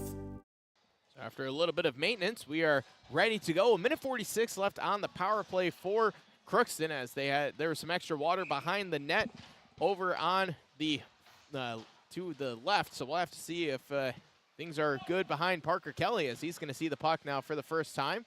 And he'll drop it down, and it'll be Lubinsky. Puts the brakes on, and now he'll head upwards with it. Lubinsky, now it's Trudeau. Trudeau walks in. Still going with it on the near side. Power play set up now for the Pirates, as it's Lubinsky. He'll walk in, throw it down low for Edwards. Edwards going behind the cage. Still going with this. He'll swing it near side. Now it's Lubinsky. Lubinsky, he'll drop it off as it's Trudeau. Trudeau still holding with it. Now it's Edwards trying to shake his defender. Edwards still going with it. Edwards still hanging on to it.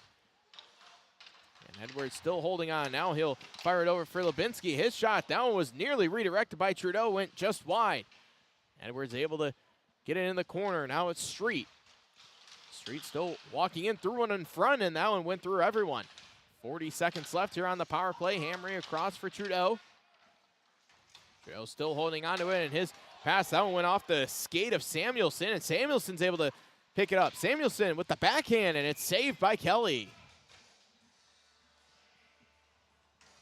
So pretty successful penalty kill for Kittson County Central, even able to get a shot out of it on this one. Yeah, no, I mean, that's the thing. They really didn't chase Crookston. I think that's something they did a really good job. They held the box, and they They weren't all over the place, so they weren't out of position.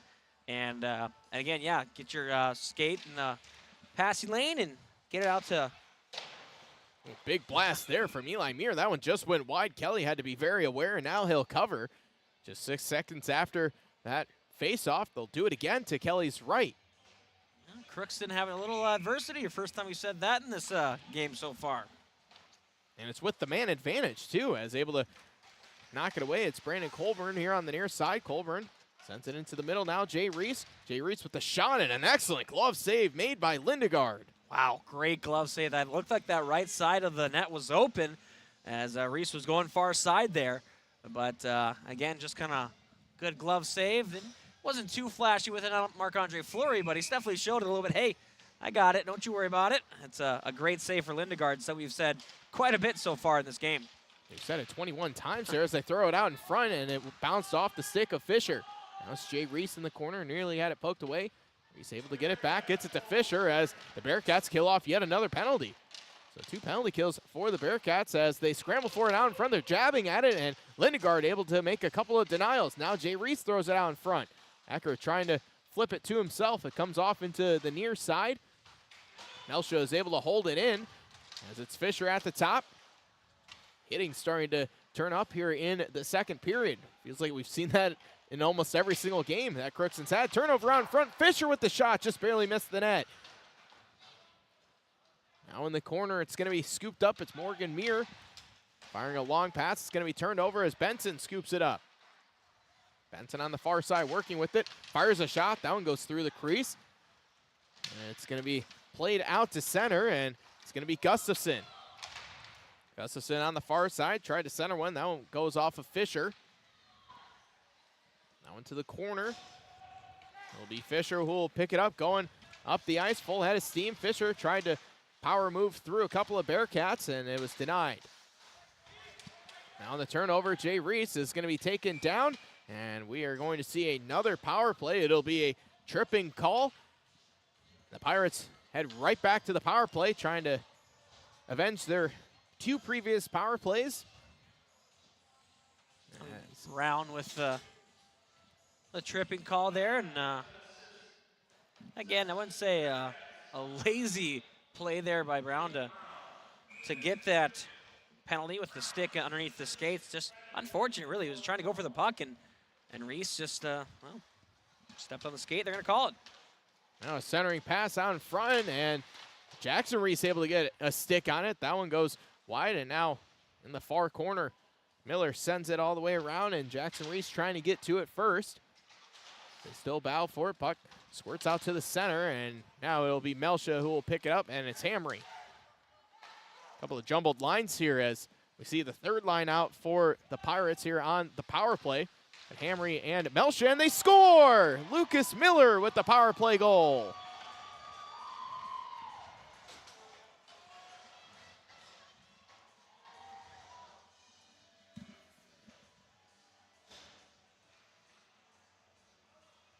Well, a great shot there, just kind of using the defense as a screen, and I guess that's one way to beat Lindegard. I mean, either get him moving left to right or take away his eyes.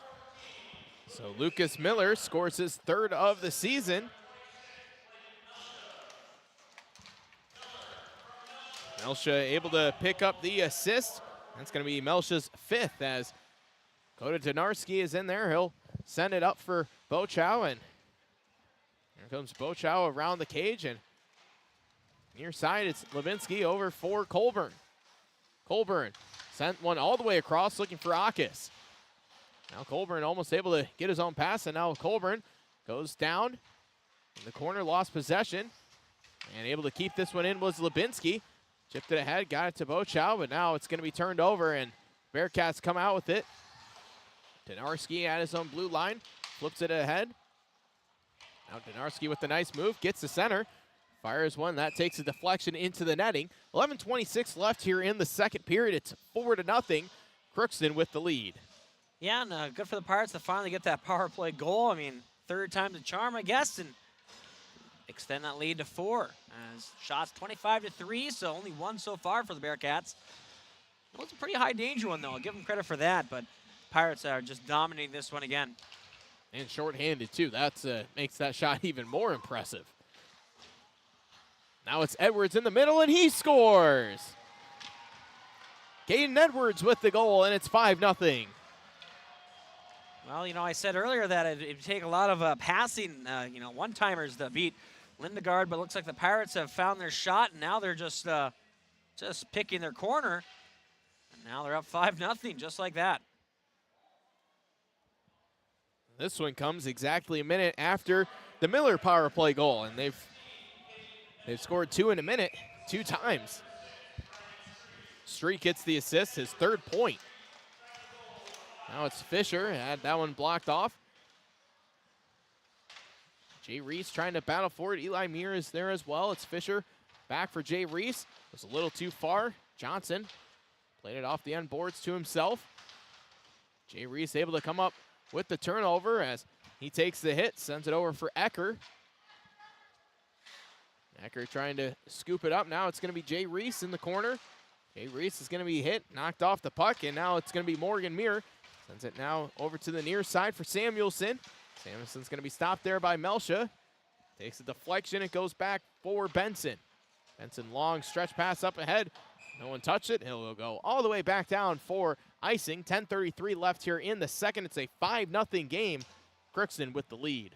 I don't want to jinx it if you believe in jinxes. That's I'm not superstitious, just a little stitious. But either way, not a lot of icing so far. Both teams haven't really tried for those home run passes. Not really stretching it out. They've been just able to get a couple quick passes and get out of their own zone. So, face-off win as it's going to be Larson getting this now for Miller. Larson dropping it back for Jackson Reese. Jackson Reese with it.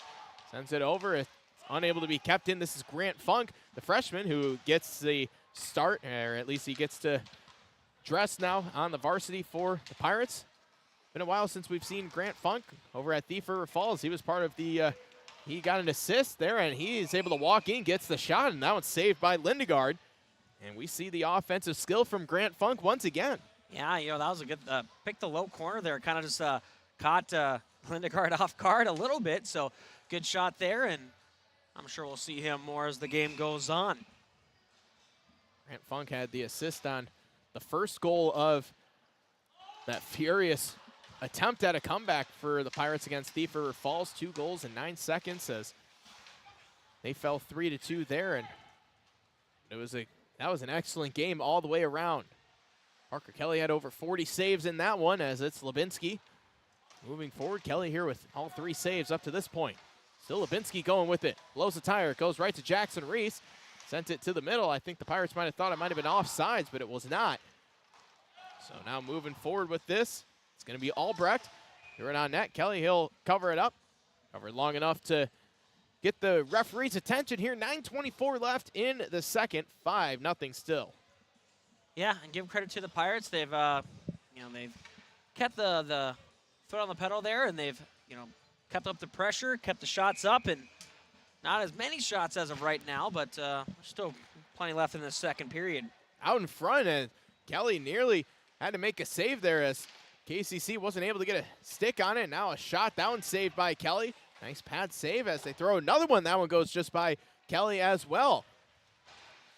Now on the near side, it's Akis trying to poke it forward. He's able to do so. Now it's Colburn with it. Colburn centering pass, and Beauchamp unable to get it by as that one was just wide. Good hit from Colburn in the corner. They still battle to a side. Colburn's there, so is Akis. Gavin Johnson's there for KCC, so is Wyatt Samuelson as they still battle for it in that corner. Still trying to jam it free. And puck now will come out. It'll be Morgan Muir who comes out with it. Muir is able to get it back, had it chopped away by Colburn. Donarski fires it now for Akis on the near side. Akis, his shot is going to be saved by Lindegard. Yeah, a forecheck there that took up some time. There wasn't really much going on there. Just the puck just kind of stuck in the corner there. Pirates do get, again, a little more offensive zone time, but not at least another offensive zone draw, so they'll take that. Caden Edwards in the face-off circle. Face-off won by the Bearcats. It'll be Gunnarsson. Far side now, Trudeau. Knocked it back, Benson. That's going to be saved by Lindegaard. So 8:07 left here in the second. Pirates up to 10 shots here in this period, 2 of them being goals. Yeah, I mean, it's a pretty good shooting percentage. He'll take that, and they maintain. Ooh, another good opportunity here. As they were looking for Melsha, it looked like that was a design play now out in front. Puck took a deflection. Melsha is going to be taken down, sends it back for Trudeau. Trudeau scurrying across, fires a pass over, and unable to collect it was Benson. Edwards is there, trying to get it for the Pirates as Bearcats are able to send it down. This was Dana Brown who will send it down, but Melsha is able to pick it up. He'll go off the end boards over for Benson. So here's Melsha. Let it go through, and now it's Benson who'll pick it up. Benson right in front of the Pirates bench, still trying to keep it going. This one's going to be slung all the way around as good stick there from Morgan Mears. Sends it up ahead. Now it's Samuelson, and he is going to be taken down. Penalty is going to be called. This is going to be the first penalty of the game coming up against Crookston. It will be Benson who's going to have to take a seat and pretty much had to make that penalty there. There was no other option. Otherwise, that's a breakaway. Oh, yeah, and I think they're going to discuss about knee-on-knee contact there. So, but they're going to give him 2 for tripping. So, and that is going to be, again, the first penalty for the Pirates, and see what the Bearcats can do on the power play and see if the Pirates can get a good penalty kill to keep momentum on their side. 39 for 45 on the penalty kill for Crookston. That has been a huge bright spot for Pirates. 87% for the penalty kill for Crookston. They are mighty tough to score on when they are a man down. Now sent back. Excellent save made by Kelly as Morgan Meir was down low. Now it's Samuelson sending it out back, and that one goes past Johnson, and they're going to have to chase this one all the way down. 30 seconds have passed here on the power play.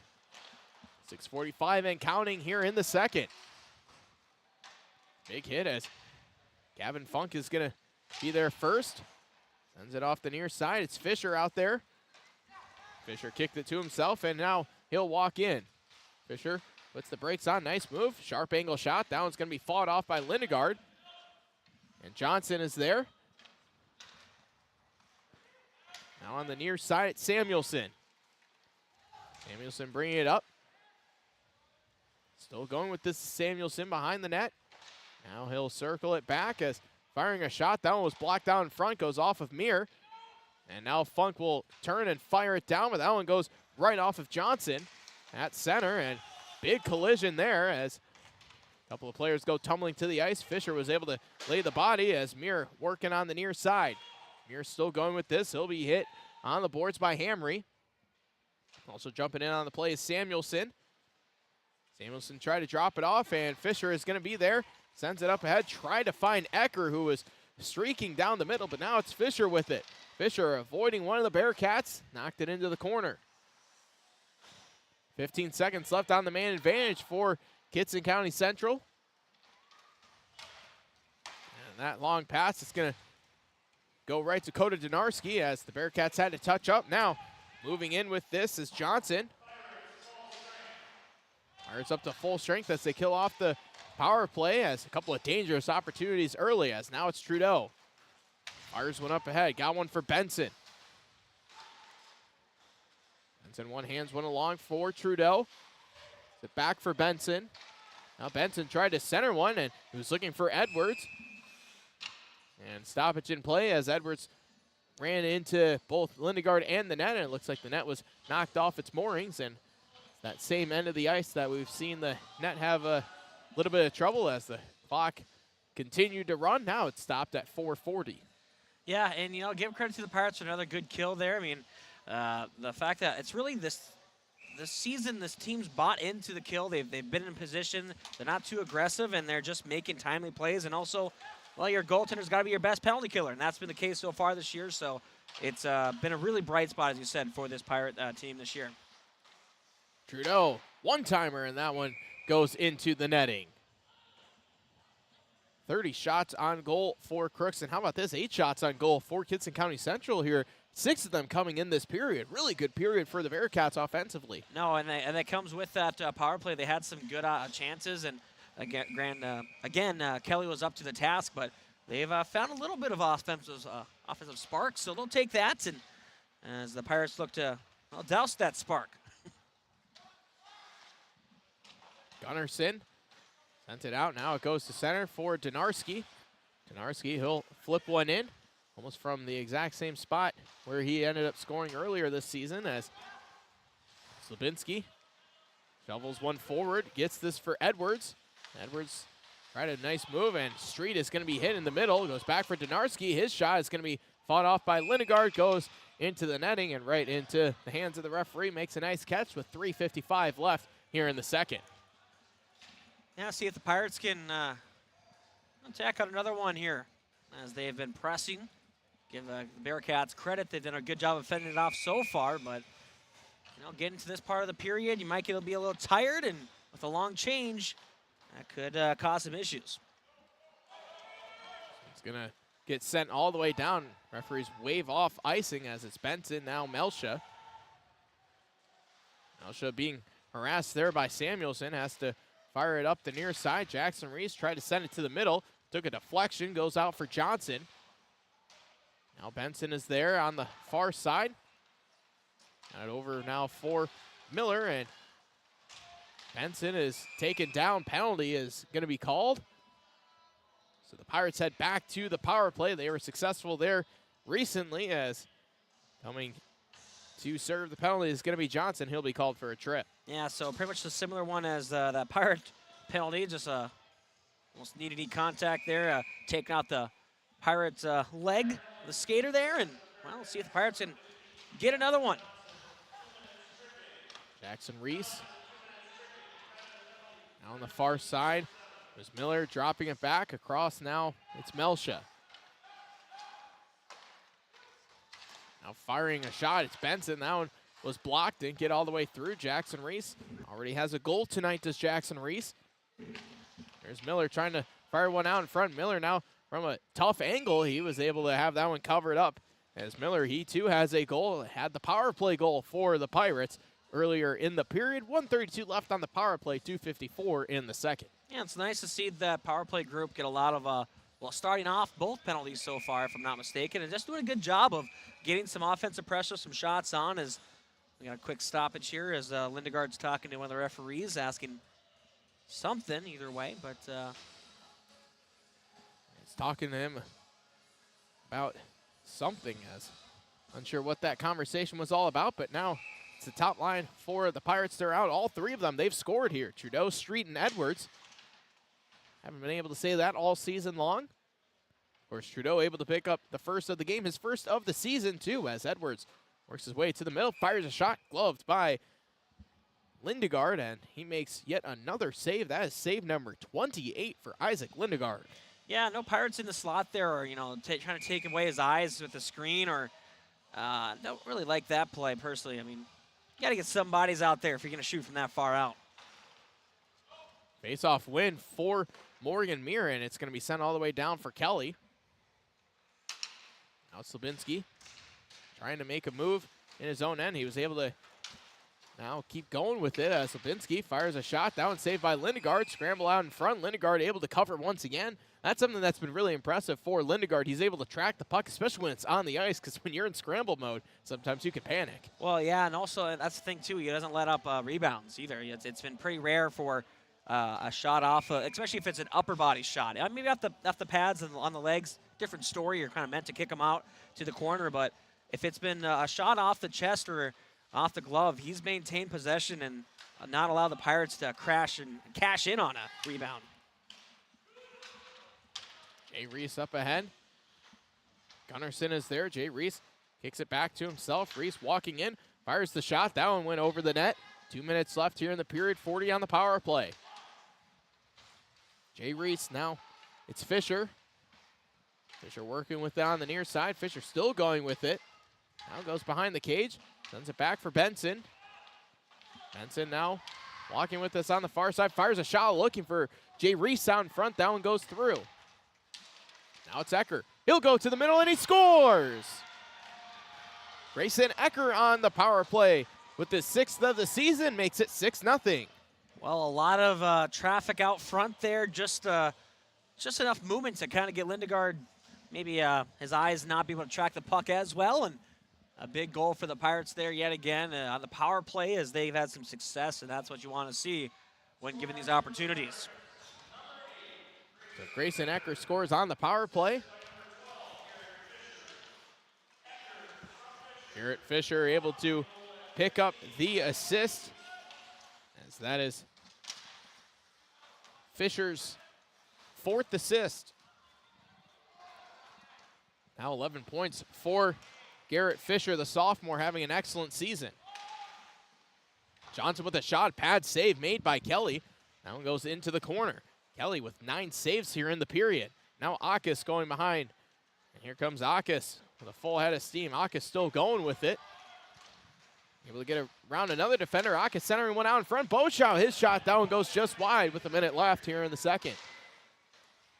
Hamry gets this for Akis.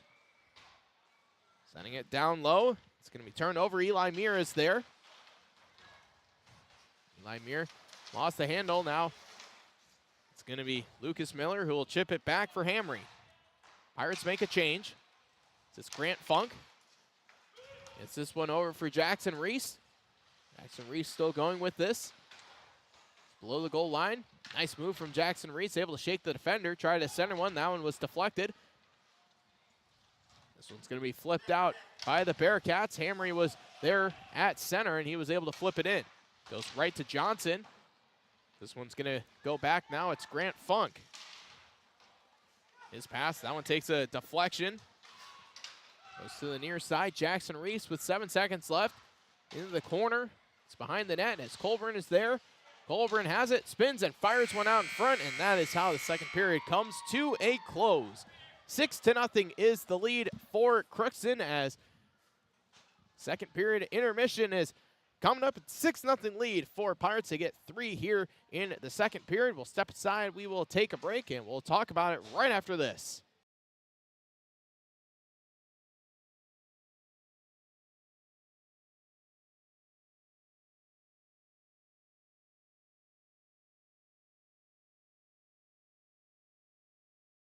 It's always growing season here at United Valley Bank. We're focused on growth for our customers and communities, success for farms and businesses, and improvement for ourselves. Partner with us, and you'll see firsthand just how much the right hometown banking team can change your perspective. Together, there's no limit to the heights we can reach. United Valley Bank, our roots make us stronger. Member FDIC, an equal housing lender.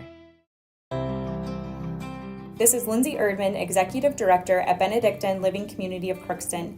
It is our privilege to serve the Crookston community and the surrounding area by offering a continuum of care ranging from assisted living, skilled nursing care, memory care, short-term stay and rehab, and outpatient therapy, including physical, occupational, and speech therapy. We also offer many employment opportunities with great benefits, on-site daycare, and a scholarship program. Contact us today at 218-281-3424 or benedictinecrookston.org.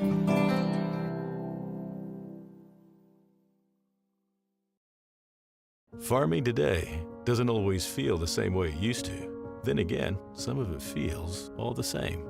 Maybe it isn't so much the jobs that changed, but how they get done. Now that's a different story. Efficiencies are critical, which is why you need a lender who will find the right loan structure for a strong financial future. You need a lender to look out for your whole farm operation. Ag Country.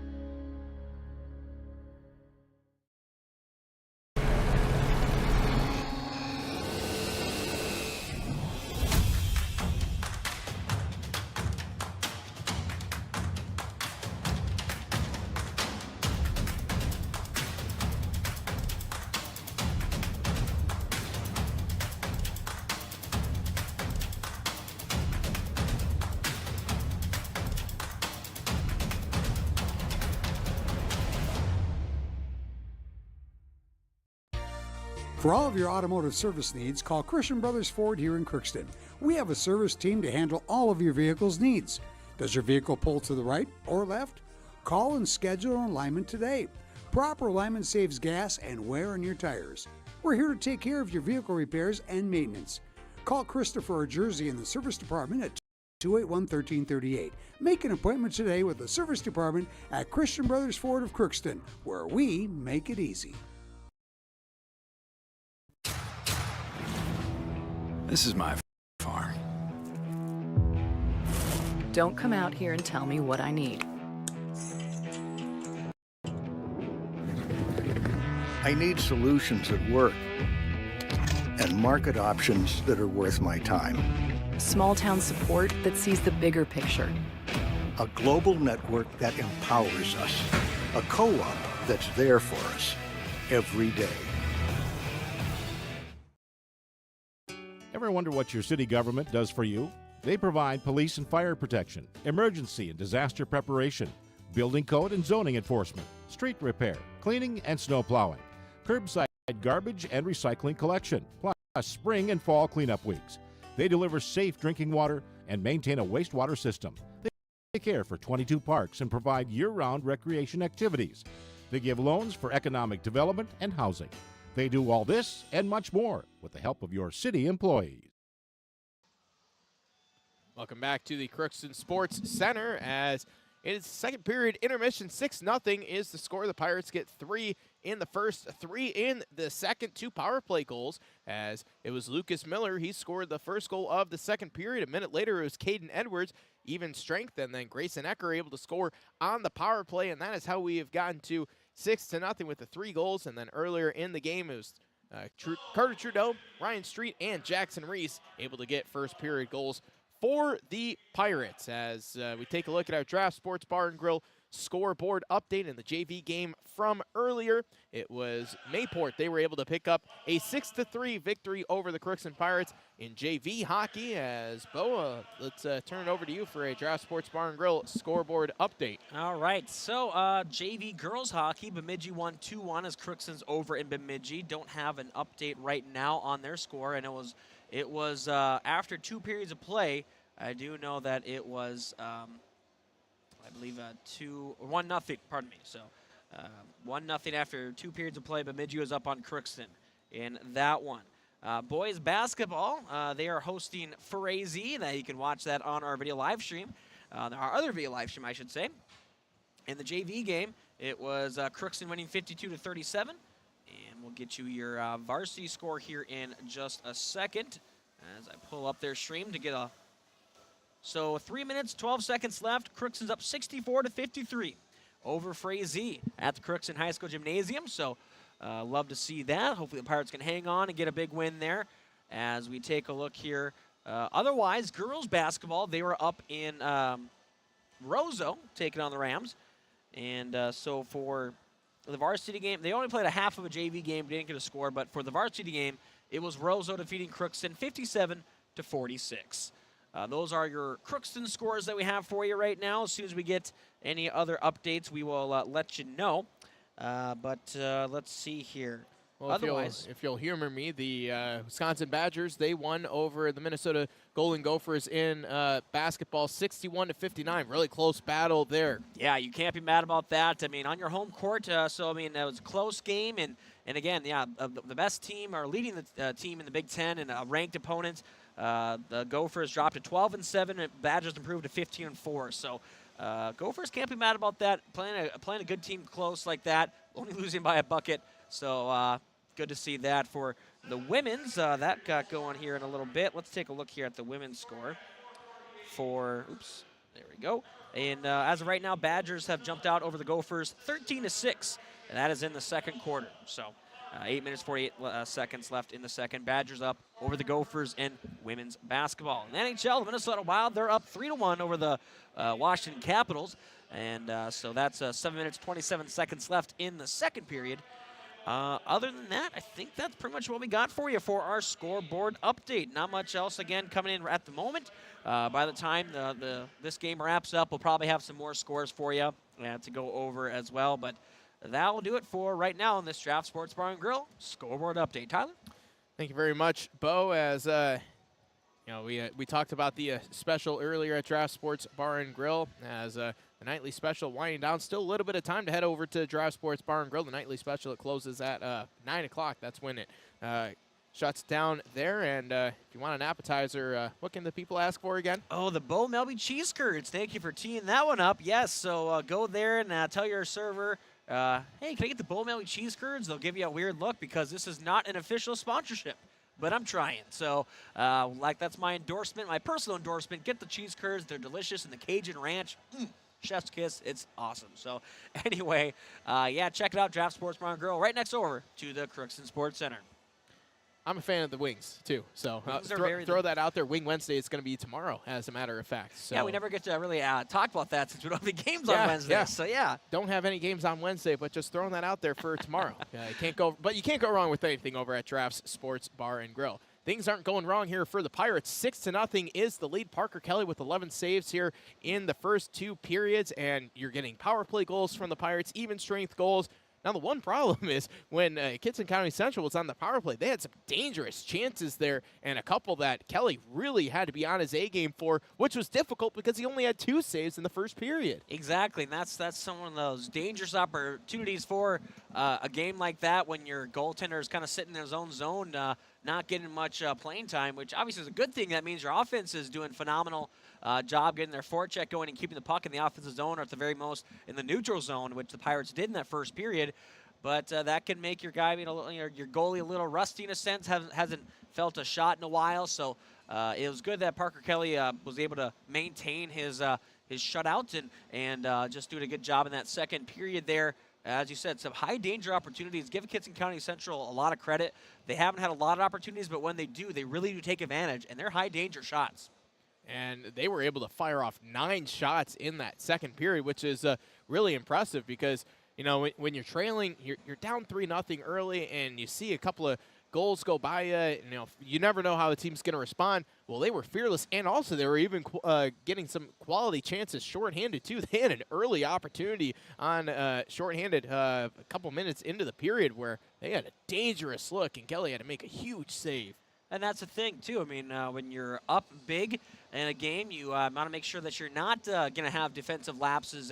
And obviously, you're just thinking, we're going to be in the offensive zone the entire time. I don't have to worry about, getting back on my defensive assignment or whatever it may be, being in position for that. I want to score another goal. It's like, no, you have to make sure you're playing the game right, and you're not going to have any issues going into your next game after this. So, again, you don't want to look ahead, and that's something that the Pirates have done so far this game is just being on their game. They've stuck to the game plan, a lot of shots on net, some good passing in the offensive zone, and that's how they've scored a lot of their goals off some nice feeds from their line mates. And again, it's good to see that top line getting all 3 of them getting some goals as I'll admit, the second and third line, even the fourth line at times has really carried the offense in this season so far. So I think this might be a good confidence booster for that first line, and that to say, hey, we can put the puck in the back of the net as well, and we're going to hopefully carry this on as the season goes on. I think you could see how much it meant, especially for Carter Trudeau, getting that first goal. Yeah. Finally, 16 games into the season, he was able to get the proverbial monkey off his back, if you will, and the teammates with the funny celebration there after his goal. But that's really important because Carter Trudeau, he's had a lot of good opportunities here, especially in the last 5 games. We've seen him hanging out in front of the net, putting together a lot of shots, and some of them just whizzing by the goal. But now he's actually finally able to find the back of the net, and maybe, who knows, that's going to be able to get everything open for him, and he'll be able to fire in a couple more goals. And if you get everyone on the top line that's starting to score, Ryan Street, he's a great goal scorer. Caden Edwards, he's one of the top goal scorers on the team. Now you get that third guy on that top line. He's able to become that dangerous goal scorer like he was last year. That's going to be huge for Crookston moving towards playoff time. Exactly. When you have a top line like that, that's really offensive, skilled. It can be really big to help you, as I said, not put so much pressure on the rest of the guys. Just whenever you have another line scoring, it's big. So it doesn't matter whatever line it is. If you're finding some scores, some goals, it's going to be big. So I just have a quick scoreboard update here, actually, Crookston girls hockey, they would lose to Bemidji 2-1 final. So another close game. As I said, it seems like every game they played in the past couple seasons have been just a one-goal game. Couple good chances in the last minute, but just couldn't get the puck to go in, is what I'm hearing. So, but still, a very good return for Campbell Friggy. Hopefully she played the whole game, didn't have any issues, and can continue to keep on playing as this season goes on, as they're getting close. They have 3 more games left, if I'm not mistaken. Actually, it might be just 2, thinking about it. 2 or 3 for sure. I mean, either way, the section's coming right around the corner here, and I think actually next week, next Saturday, or believe it or not, yeah, the postseason for the girls starts next week. So granted, the Pirates won't play more than likely, as they will, as barring something weird happening, they'll probably have that 1 or 2 seed pretty much locked in. So they won't be playing in the first round, the quarterfinals of the section tournament, but they will be playing in the semifinals, which will be right here in Crookston, the Crookston Sports Center. Looking forward to broadcasting those games on our via live stream on the radio here instead of having to go all the way up to War Room. So I'm looking forward to that. Are you looking forward to the games or the close proximity to home? Yes. Sounds good. It is 6-0 here between Crookston and Kittson County Central. As just a fun little aside here, I noticed off behind the net here to our right, there's a little bit of a jersey theme going on. A couple of different jerseys, a wide range of jerseys. Gonna have a couple of basketball jerseys over there. Looks like there's a baseball jersey as well. A couple of hockey sweaters, of course, over there too. But maybe it's jersey night. Saw Wayne Gretzky jersey over there is that too. Torrey Hunter jersey? Yeah, I believe so. Looks like Torrey Hunter's being well represented. I believe there's a Nashville Predators jersey over there. Oh no, I believe that's a Youth Crookston jersey. Oh, maybe pretty that's sure what that it is, yellow yeah. one. And then a UND one, and a basketball jersey up top there as well. So yeah, no, the student section, when they come out, they like to wear the jersey, like to have fun. So it's great to see it. I mean, with all the sports going on, none of the games in town, either of them, I should say, are going to have a huge student section because half the students are playing. So it's tough when that happens, but it's good to see some students making it out and watching a good hockey game. And to be a nice collaborative effort, too, to have them all work in unison there. I believe that's a John Morant jersey that we see over there as well. So a lot of jerseys over there, too. But so the score here, 6-0, Crookston with the lead over Kittson County Central. We are going to step aside, take a break. When we come back, third period in the Section 8A battle here on KROX.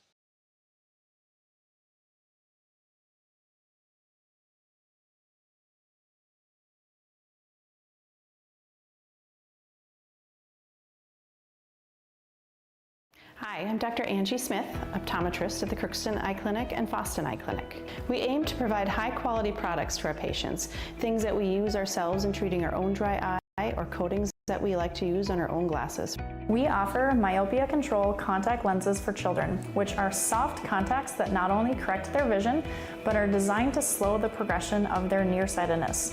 The eyes lead the body, and we are passionate about helping the eyes be safer, sharper, and faster. At Crookston High School, we really have a lot going on. There isn't that much going on. Oh yeah? We have softball, baseball, track and field, soccer, swimming, tennis, golf, volleyball, trap shooting, hockey, basketball, wrestling. So we have a lot of sports. and there is orchestra, Band. choir, visual arts, speech, theater, Leo Club. and Crookston is one of the highest academic schools in the region. Really? Yeah, really, especially in math and science. I guess we do have a lot of going on. Yeah, and that's why Crookston High School is My education destination. Welcome back to the Crookston Sports Center. Third period about to get underway. It's 6-0. Crookston with the lead. Shots on goal, they are in favor of Crookston, 35-11. The Pirates got 16 shots in the second, 9 shots on goal for the Bearcats. As Bo, what's going to be expecting here for the third? Well, as we were talking off air in the break there, just running time will be in effect for this third period as Crookston's up 6 goals. So barring, I believe, an injury or Kittson County Central scoring another goal to come within 5, it will be running time, so the clock will continue to run. So, yeah, we'll see if Kittson County Central can get on the board or if the Pirates will expand on the lead. Either way, the clock will run. And we'll get through this period here, and as we hopefully won't have any issues with the water behind the nets, as we'll have to wait and see when things, I don't know if they're just waiting for the 10 seconds or if they're waiting for something else, but either way, we're The players are out on the ice. They're ready for the drop of the puck. You just got to wait and see when that will be. Looks like the fourth line's out for Crookston. Coda Donarski is out there as well, as it also, I believe, that is Tegan Lubinsky who joins him on the defensive pairing. Isaac Gustafson, Wyatt Samuelson, Morgan Muir out there for Kittson County Central. So is Gus Gunnarsson and Gavin Johnson for the Bearcats, as Akis is able to win the draw off the face-off here to begin the third period. As it's going to be flipped down low, it'll be Donarski who will chase it down behind the net. He's going to be hit there by Muir. Donarski able to backhand one along, goes to the far side. It's Colburn. Colburn hanging on to it. Now he'll race up to the blue line, banks one off the boards, just too far for Bo Chow, and so it's going to be flipped off the near boards. Now it's Colburn with it. Colburn on the near side. Try to send one out in front, looking for Akis to try to get a stick on it. Now it's Akis out in front, and it knocked away from him as the Bearcats were swarming him. Now it's Akis on the near side. Akis and Colburn battling for it. Gunnarsson is there, so is Morgan Muir. Now Akis comes out with it, had it slapped away by Gunnarsson. Akis turns, fired one towards the net, didn't get all the way through, and this one's going to be chipped down. Morgan Muir trying to chase it down first, but it's going to be Lubinsky who will beat him there a minute into the third. Now Lubinsky puts the brakes on, sends one forward for Akis. Akis trying to chop one off, and a shot. That one's going to be saved by Kelly as the turnover forced a quick shot coming from Albrecht, who just came off the bench. Man, an excellent save did Kelly. Nice move as Ecker gets around the defender. Ecker going around the net, and good defense there from Eli Muir as he was able to push him wide. Now it's Hamry on the near side. He'll punch one along. Goes into the far corner for Ecker. Ecker dropping one back for Jay Reese. Backhands one for Ecker. His shot took a deflection. Lindegaard will cover here as 15-20 and counting left here in the third. And a little bit of action both sides to start off the period. Yeah, what a high-danger shot there. Real quick shot from Kittson County Central. And as we get a quick scoreboard update here, looks like Crookston did beat Frazee 68-58. So big win for the Pirate Boys basketball team. Shot, that one took a deflection, nearly went in as it went just wide of Lindegaard. As Ecker had the shot, now out in front. Fisher, he's denied by Lindegaard. That one goes behind the cage. A couple of nice passes here from Jay Reese as he's going to work. Now it's Fisher, able to pick up the loose puck, sends it back as a penalty is going to be called. And it looks like it's going to be called against Fisher. Now a roughing call there. And Fisher trying to plead his case, but the penalty's been called, so not much changing the call is going to be made there. So that's one thing I was going to mention, too, is that, you know, in a game that's got a little carried away for, you know, Kittson County Central down big and the Pirates up big, you want to make sure that at least it's going to be a clean game to wrap this up. You want to make sure you have good sportsmanship and don't want the penalties to rack up. Shot was fought off there by Kelly on the near side as the Bearcats on the power play for the second time here this evening. Eli Muir tried to send one, and good play on the back end as a couple of players go tumbling to the ice. Save made by Kelly. Good focus there as there were about 3 different guys that fell down, and that one's going to be flipped out of play. Dangerous as watch out for the people just to the left of the press box. Well, hopefully everyone's okay, and looks like the puck's going to get back into play there. So that's one of the closer ones we've had coming into the press box. It's been a while since I've seen a puck come that close, but either way, the clock will continue to run. You had a close one over in Little Falls. You had a close encounter there. Yeah, it was pretty close. Not as close as I believe it was Park Rapids. Was that? That was. That's right. I forgot about that one. Yeah, almost had to make a glove save as the Pirates fire it all the way down, and that Little Falls game saw the opening almost 7 minutes of consecutive action between Crookston and Little Falls. Back and forth that one went as the Bearcats get it out of their own end, but it's going to be turned over at center as Street was able to pick it up. Now Edwards, he'll flip it in. That one goes off of the rail, and now they head to the bench. Does Edwards in Street for a change? Trudeau and Larson out there on the penalty kill for the Pirates as coming across is Gustafson. He'll fire this one down. 10 seconds left on the main advantage for the Bearcats. That one tried to be chopped down by Johnson. It goes all the way down for Lindegaard as the Pirates have successfully killed off the power play. So here's Johnson. Now near side. Goes to Gustafson. Gustafson, he'll turn. Fires a pass a little too far for the reach of Albrecht as it'll be picked up by Donarski. Donarski fires one over for the far side of Larson. Larson behind the net. Goes into the corner.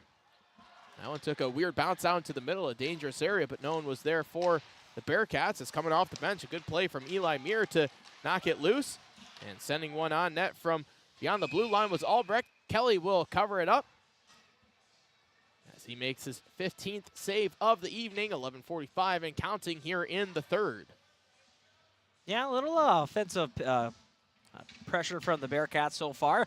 Had a couple good opportunities on that power play. Kelly up to the task yet again, but good to see the Bearcats as Pirates are playing still down a man. Yeah, the Pirates willingly going a man down here as Brandon Colburn hops onto the ice. He'll join Larson and Miller. Now a shot. That one's going to be gloved by Kelly. He'll make the quick save, and Pirates, they'll keep all 5 guys out on the ice this time. Face-off win for Jackson Reese. Runs it up ahead, gets this for Miller. Now it's Jackson Reese working with it on the near side. Sends it back. Now it's Funk with a shot. That one takes a deflection and goes in. It was last touched by Lucas Miller. And it's going to be 7-0. I'll talk about a weird one there. We've pretty much seen it all now. I mean, some good shots. We've seen some great passes that resulted in goals, and now we've seen a weird shot off a deflection that scored again. So Pirates will take it as some guys who haven't been too much on the score sheet, or at least Grant Funk, get another point. Lucas Miller with the second goal. That's right. So here's Grant Funk. Jackson Reese, he'll pick up another point as well. Grant Funk now with 2 assists on the season. This is only the 6th game that Grant Funk has played in as well, as this one is going to be sent now into the corner. It's going to be picked up by Gustafson. Sends it into the middle. Colburn is there. Knocked off the puck. Akis with the shy save. Sent it across. He was looking for Colburn. Akis looking for his first point.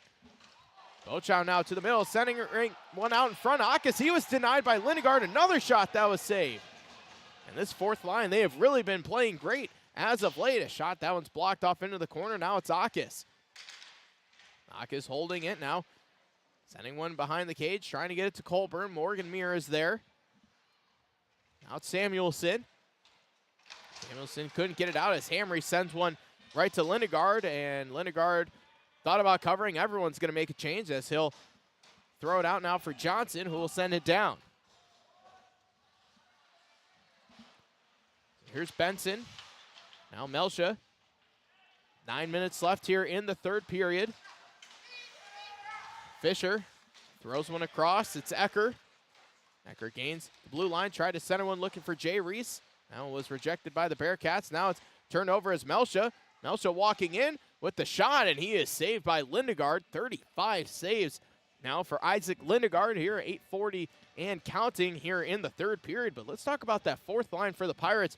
As Gavin Akis, he's had a lot of great play. Brandon Colburn, he's been really good as of late. Michael Bochow too, and fourth line, they've really been meshing together well ever since Hardy put them together. I mean, just doing a phenomenal job right now of getting some more confusion here for the line changes. But no, that fourth line has just been, again, grinding, and they've just been physical, and they've just really been in good spots with the right place at the right time with their pucks, the sticks on the ice, ready for the puck, and getting some good opportunities. And it just, that's what you need from your fourth line to really wear down the opposition and really just get some offensive chances and a good bonus. A couple of saves made by Lindegaard as Ecker will backhand it into the corner now for Fisher. Fisher going with this, going behind the cage. Now it's Jay Reese. Jay Reese trying to center one, gets this to Benson as now puck is going to be rattled around, finds Benson. Benson will send it into the corner for Ecker. Ecker now it's Jay Reese. And it knocked away, a good stick from Dylan Huff. As it's Ecker who will retrieve it now. 7.5 left in the third period. Pirates with a 7-0 lead as Jay Reese has this. Still going with this is Jay Reese. Sends it across. Now it's Benson. Benson fires a shot. Save. Reese out in front. Couldn't get a stick on it. Now it's Ecker in the corner. Now for Jay Reese, his shot. That one's fought off again by Lindegard. And Ecker is able to hold it in. He'll spin and fire it deep as he'll make a change. Garrett Fisher going to work in the corner. And trying to whack at it and able to keep it in was Benson. Now it's Jay Reese. Drops it off for Fisher. Fisher with a shot. That one's saved by Lindegard. A lot of saves made. And another one saved by Lindegard as he denied Jay Reese once again. My goodness, Isaac Lindegard. All kinds of saves being made. Yeah, skaters in front of him's got to help him out. Just ice the puck at this rate. My goodness. I mean, there was at least, 6 saves in that little 2-minute span. I mean, that last one, I mean, the puck was just sitting there, wide open net. He just all of a sudden flung his glove out and made the save. Wow. Just, I mean, again, he's just been a phenomenal goaltender. Here we go. They finally get the puck out, and they ice it now. Well, we've seen that second line here. Really, we've talked about it.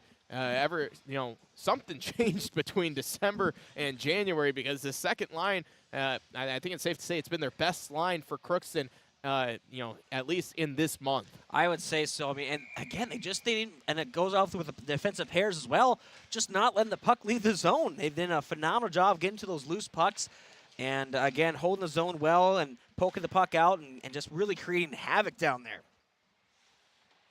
And this one's going to be flipped out to center as Donarski trying to poke it forward. Gets this now for Edwards. Edwards with the goal on the evening. It's into the corner. Everyone on this top line for the Pirates of the goal as Donarski fires a shot. That one had to be saved by Lindegard as well. It'll be Samuelson trying to drop it off for Morgan Muir. And we hit there by Edwards. It's knocked down, and now it's Trudeau. Lost the puck. Now it's going to be Gunnarsson coming up the near side as there's a stick on the ice as well. A nice pass from Trudeau finds Edwards, and he'll be turned over as Gustafson sends it around. Now it's Trudeau. He'll fire it in and around. Trying to chase after this is Lucas Miller. Goes out to center as Lubinsky is offside. Edwards was trying to make his way back into the bench as the Pirates were in the midst of a change. 4:50 and counting left here in this third period. As it looks like the third line's going to be coming out. I called them the energy line the other day, and it feels like that really suits them well. Yeah, I mean, last year when the Minnesota Wild had the grief line with Greenway, Erikssonek, and Foligno just causing all sorts of havoc and being good on both sides of the ice, I would definitely say that's this third line as well. They give you a good, as you said, energy. They'll either get the puck in the offensive zone, get a little forecheck, maybe not score every time, but they'll at the very least get an offensive zone, draw, and just, again, start the forecheck off and just seem to start the momentum. And they back check just as well as they do forecheck, too. They play all ends of the ice as the energy line out there as might have to keep calling them that as they have lived up to the task here. A couple of goals out of Lucas Miller, one on the power play, one even strength here in this period as it's Liam Larson behind the net. Just under 4 minutes left here in the third. It's Miller sending one across. Here's Grant Funk. Funk picked up his second assist in his young career. Now a sharp angle shot. That one fought off. Jackson Reese had that one saved. Jackson Reese with the goal as well. Now going the other way. Here's Samuelson. Had that one knocked away. A good stick by Tate Hamry. Hamry will knock this one out to center. It's going to be played by Gunnarsson. And Hamry will chase it down. Hamry sends this across as now it's Melsha. Melsha on the ice. Gains the red line. Sends it forward. This one's going to take a deflection going back for Benson. Riley Benson going around his own net. Benson leading the Pirates in assists. Benson able to pick up one tonight here on the street goal as it's going to be Bochow moving forward. Bochow sends it back now for Melsha. Had it poked away by Morgan Muir, who's chasing after it. Colburn knocked it back for Benson as the fourth line is out there for the Pirates. And we were talking a little bit about the fourth line earlier as a near turnover. Good play from Benson. He was able to knock it away. Lost the puck, and it goes through a couple of Pirates. Now out at center. Morgan Muir with it. Muir sends it to the near side. This one's going to go cross ice, and now Melsha will pick it up. This fourth line, this is a line that we've seen get put together here in the middle of the season. They've done an excellent job ever since they were put together, and that's a credit to coaching, too, to be able to find the guys that work together well. As here's Akis. Akis drops it off for Melsha. His shot, that one's saved by Lindegaard as well. 2 minutes left here in the game, as we got to find a nickname for the fourth line, too. I mean, yeah, maybe the hard hat line, because they really bring their hard hats because they're not afraid to hit. They do a little bit of everything.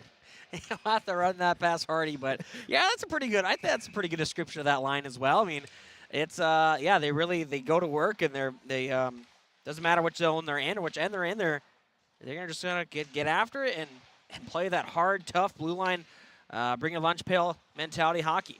Just like this line, the third line, as it's Jackson Reese cutting to the middle. Had that one knocked away as the glove of Morgan Muir is out on the ice. He'll scoop it up. Lebinski will scoop up the puck in his own end. Just under 90 seconds left here in the third. It's a 7-0 lead for the Pirates. They had 3 in the first, 3 in the second, now 1 here in the third. 47 shots on goal, saves 40 for Isaac Lindegaard for Kittson County Central, 15 for Parker Kelly, as it's Donarski. A little bit past Jackson Reese. Eli Muir is there. Gets it out to center, as battling for it is going to be Gustafson, who comes up with it. Threw it off at Donarski, and now it's Lebinski. Lebinski on the near side, looking for Jackson Reese, intercepted there by Muir. Samuelson will drop it back for Eli Muir, and it's Morgan Muir. And that one, watch out on the Pirate bench. That one went off the glass. Goes out of play here with about half a minute left. Yeah, that was saw the fans in that second row there be a little flinchy, but they got it done. And I got a message here. The ABC line, Akis, Bochow, and Colborn. Look at that. There we go. That's a good one. Credit to JV coach Sam Melby for coming up with that one. The ABC line, I like it. Well, they're out on the ice right now. As they send it down, it'll be played by Kelly. Now here's Bochow, as it's going to be knocked away by Colburn. And that is how this one comes to a close. It's the second straight 7-0 shutout victory for Parker Kelly here at home, as the Pirates congratulate him on the win. 7-0 is the score. Crookston ends up taking this one. So we are going to step aside. We will take a break. When we come back, we will begin our post-game show right here on KROX. The Pirates win 7-0 over Kittson County Central.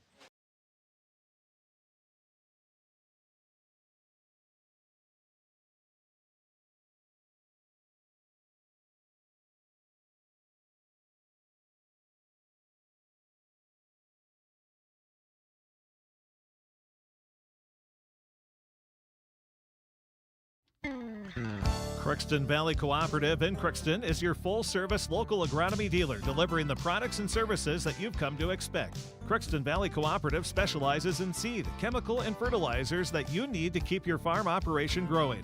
For expert advice you can rely on, give Sean, Mike, or Matt a call at 281-1178 today, or stop by at Crookston Valley Cooperative, located at 1122 Fairfax Avenue in Crookston. Crookston Valley Co-op, here to keep you growing. With the fall season right around the corner, Grove Mechanical in Crookston is ready to prepare you for winter. They suggest having your heating system serviced regularly to keep things running smoothly. A skilled technician will clean and service your heating equipment to ensure safe and efficient operation. It's never too early to get ready for the upcoming winter season. Before the cold sets in, call Grove Mechanical today, your hometown heating and cooling professionals. Give them a call, 218-281-3863, or visit their website, grovemech.com. Shopping for groceries is easier than ever with Hugo's Family Marketplace. To simplify life, Hugo's offers convenient online shopping with delivery or curbside pickup at gohugos.com. Even better, shop on the go with the Hugo's Family Marketplace smartphone app. Download e-coupons, recipes, grocery lists, weekly ads, and place your grocery order right from your phone. Save time and save big with Hugo's Family Marketplace, your hometown grocer since 1939.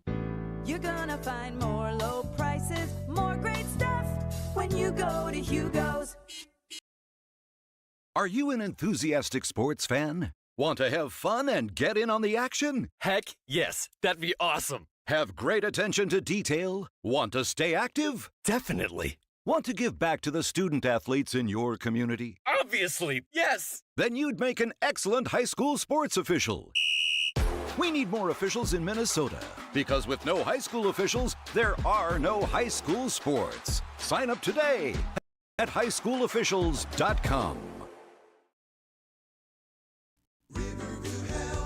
From shoulder to hand, hips to toes, and everything in between, the Riverview Health Orthopedic Team has you covered with advanced training and joint replacements, upper and lower extremity, medical care. You know Dr. Spinell, Schall, Secundiak, Stanky, Kim, and Abasi. For appointments, call Riverview Clinic at 218-281-9595. Riverview Health, exceptional people, exceptional care. Riverview Health. It's always growing season here at United Valley Bank. We're focused on growth for our customers and communities, success for farms and businesses, and improvement for ourselves. Partner with us, and you'll see firsthand just how much the right hometown banking team can change your perspective. Together, there's no limit to the heights we can reach. United Valley Bank, our roots make us stronger. Member FDIC, an equal housing lender. This is Lindsay Erdman, Executive Director at Benedictine Living Community of Crookston. It is our privilege to serve the Crookston community and the surrounding area by offering a continuum of care ranging from assisted living, skilled nursing care, memory care, short-term stay and rehab, and outpatient therapy, including physical, occupational, and speech therapy. We also offer many employment opportunities with great benefits, on-site daycare, and a scholarship program. Contact us today at 218-281-3424 or benedictinecrookston.org.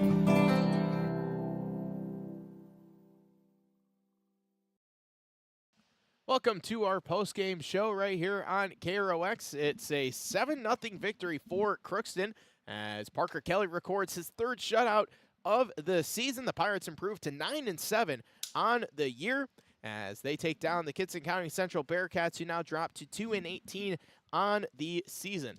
Let's take a look at the scoring that took place here this evening. Starting things off, it was Carter Trudeau. He got his first goal of the season as his long-awaited first goal of the year. That was assisted by Ryan Street, and then Ryan Street, he scored later in the first off of an assist from Carter Trudeau. Also, Riley Benson got an assist as well. Ryan Street able to score his third goal of the season. 1 minute later, it would be Jackson Reese scoring the third goal of Caden Edwards. 1 minute later after that, he was able to get his 7th goal of the season, and then it would be Grayson Ecker. He scored in the second as well, off an assist from Garrett Fisher. That made it 6-0. And in the third, it was Lucas Miller getting his second goal off of a deflection off the shot from Grant Funk, who picks up his second career varsity point, both of those being assists. Grant Funk just playing in 6 games up to this point, 2 up so far. So a couple of points for Grant Funk, and also Jackson Reese able to get an assist, as we are going to be joined by the head coach of the Crookston Pirates, Coach Josh Hardy. He is going to put the headset on here momentarily. We'll also get him on camera too, so that will be nice and fun. So we are now joined by the head coach of the Crookston Pirates, Coach Josh Hardy, and another 7-0 shutout victory here at home. Yeah, nice win for us tonight. Really good team effort. Everybody was involved, and I thought we looked good tonight.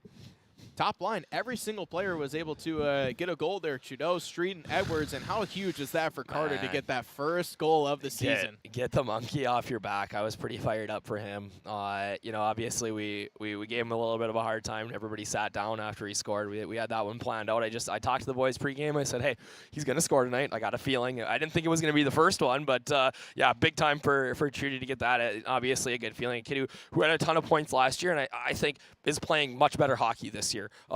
Good 200-foot player for us, and just hasn't been rewarded with a goal. He had a really nice goal there tonight, and that line was buzzing. And then, yeah, Street gets one too on exactly what we were working on in practice yesterday, so that's always nice to see. And he's been a while since he's buried too. So and then Eddie, he seems to always find the back of the net. So it was good for that line to get some success.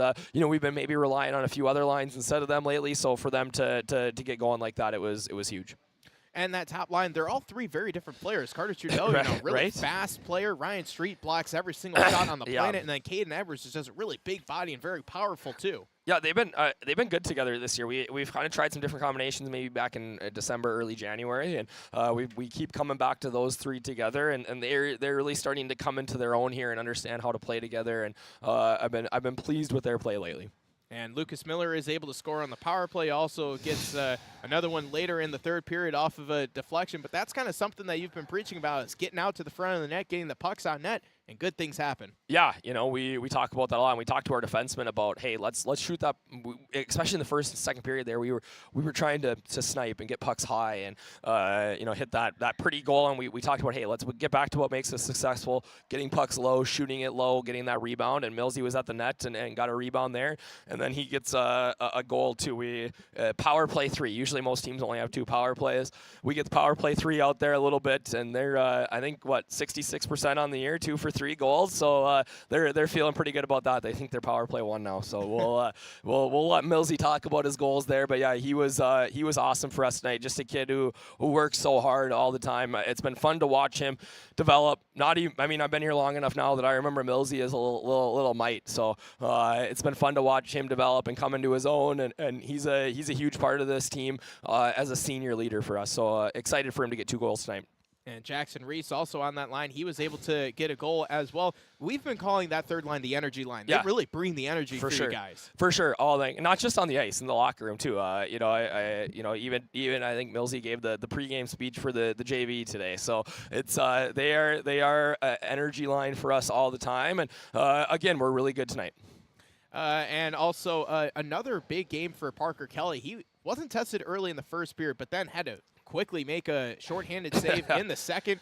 Faces 9 shots in the second, a couple more in the third. Parker Kelly, another great home ice game. He's been great, right? He wasn't really tested a ton tonight, but we made some mistakes just trying to play too offensive and maybe a little selfish at times. And it came back, and they were able to create some offense off of it. But PK was up to the task. It's his 3rd shutout of the year, so really having a nice season. And he's gonna be tested now. We got a big opponent on Thursday in East Grand Forks, who's tough. He's gonna see a lot of pucks here. Maybe only saw 15 tonight, but he'll see quite a bit on Thursday. So I'm glad he was locked in tonight again. Saved our bacon a few times out there, and we'll hope to see that again on Thursday.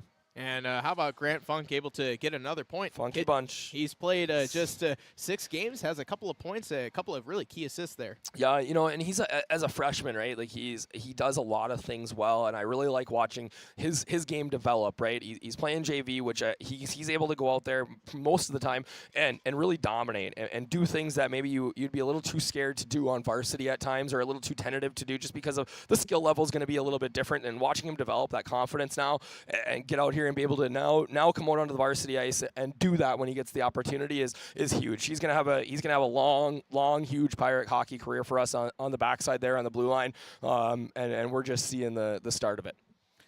You talked about playing East Grand Forks coming up. That's going to be on Thursday. Huge task there to take them on. Yeah, it's obviously a good test, right? It's never fun to go on the road. It's a tough place to play, but they've got a really nice team this year, led by Brock Schultz up front, Colby's on the backside. They're tough. They're gonna be very skilled. They're gonna be all over us. But I do like our ability to play within our system to limit their opportunities, right? If we can be patient, play within our system, I think it's gonna be a good game. I'm excited. It's always fun to play one of the top 5 teams in the state, and we think that we can compete. So hopefully we get out there Thursday and have a good game, and then we got to get right back to it on Friday with Hibbing, who's another top 20 team that I think we match up well with too. We'll see you on Thursday for that one. Thank you for joining us, Coach. Yeah, thank you. We'll get Millsy on here. I'm pretty excited to watch this one. Yeah, as we've got Lucas Miller here joining us as he's now on our post-game show, and he'll put the headset on. You've got the chain as well as We're now joined by Lucas Miller. 2 goals on the night, a power play goal, an even strength goal, and you get the chain too. Yeah, it's an awesome feeling. Just win this game. So last time we talked with one of the players that had the chain, Parker Kelly, it was a faux giving of the chain. Did you actually earn player of the game this time? Yeah, I did. Michael Bochow was the last one, so he gave it to me. And he was a well-deserving one as well. Yeah, absolutely. So let's go through the power play goal. What did you see out there? Blake Melsha just fed me the puck. He's been seeing me well all year, so he just fed it to me, and I shot it, went in. And another goal for the power play 3. You heard Coach talk about it, threw in a couple of stats there. You going to try and bump that up to power play 2 now?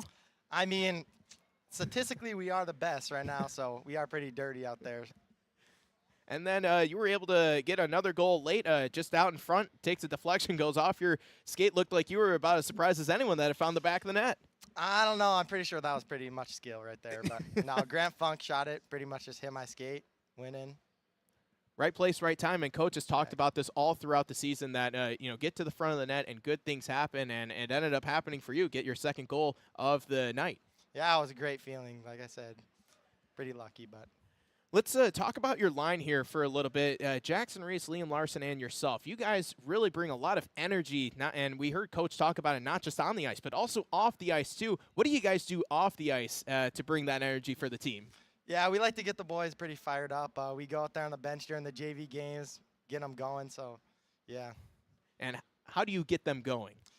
Well, today before the game, I gave them the pregame speech, yelled at them, told them to get some bodies this game, score some goals. That's all we got to do. And you guys were able to do that on the varsity level too, and you're able to get another shutout victory. Parker Kelly, how awesome has he been this season? Yeah, he's been playing good for us. You can just nice for a goalie that we can trust back there. So, and he was able to get another shutout victory. Did anybody mention shutout this game? I do it every game. He gets really mad. I say Parker in between the periods. Parker, nice shutout, and he gets mad, so it's funny. All right, so then I guess we shouldn't feel guilty if we say it on the air? No, hey, we've got both wins when I've said it, so now he should let us say it. Don't get mad. So maybe that's going to be the key now is just keep bringing it up over and over. Exactly. I think you should say it on the air a few times, see how he likes that. We'll store that in the memory bank for the next time that we see it. You're going to be taking on East Grand Forks on Thursday. Then a quick turnaround. You play Hibbing on Friday. Let's talk about East Grand Forks here for a little bit. Another big section matchup. Yeah, they're always good to play, but I feel like this year especially we can play with them. So we're going to give them a run for their money. Is there a lot of momentum on this Pirates side? Because it seems like in January, you guys are getting better and better and better each game. And it's not just your line. It's not just the top line. It's all 4 lines and all 3 defensive pairs. And Parker Kelly in that too. Yeah, Coach Hardy talks to us about that. He said this is the right time to get hot, and I agree with him. So, yeah, we're just going to keep on kicking. Hopefully we get better and better. See how it goes. Thank you very much for joining us, Lucas. Congratulations on the 2 goals tonight. You doubled your goal total coming into the night. You had 2. You end it with 4, 2 in the game, 1 on the power play, and we'll see if we see you more on the power play later on in the season. Yeah, thank you so much.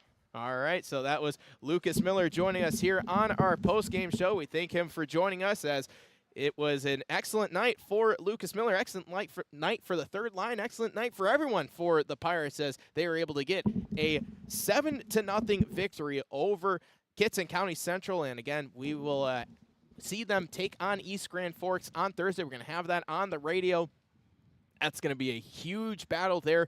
Another section matchup, and you're playing on the road too, and it's going to be should be a hostile environment there. I was just gonna say, yeah, no, it'll be packed. I know that that barn gets pretty busy and loud for the games over there, and especially when it's a good rivalry game like Crookston, should see a good crew over there, hopefully representing in the visitor section. But I think it'll be a good benchmark game to really see where the Pirates are. I mean, obviously they played Warroad pretty tough for 2 periods early on. They played Little Falls tough for that entire game, really. I mean, those are some top-ranked teams in the state, and East Side as well. They've been bouncing around number 2, 3, 4 pretty much all year long.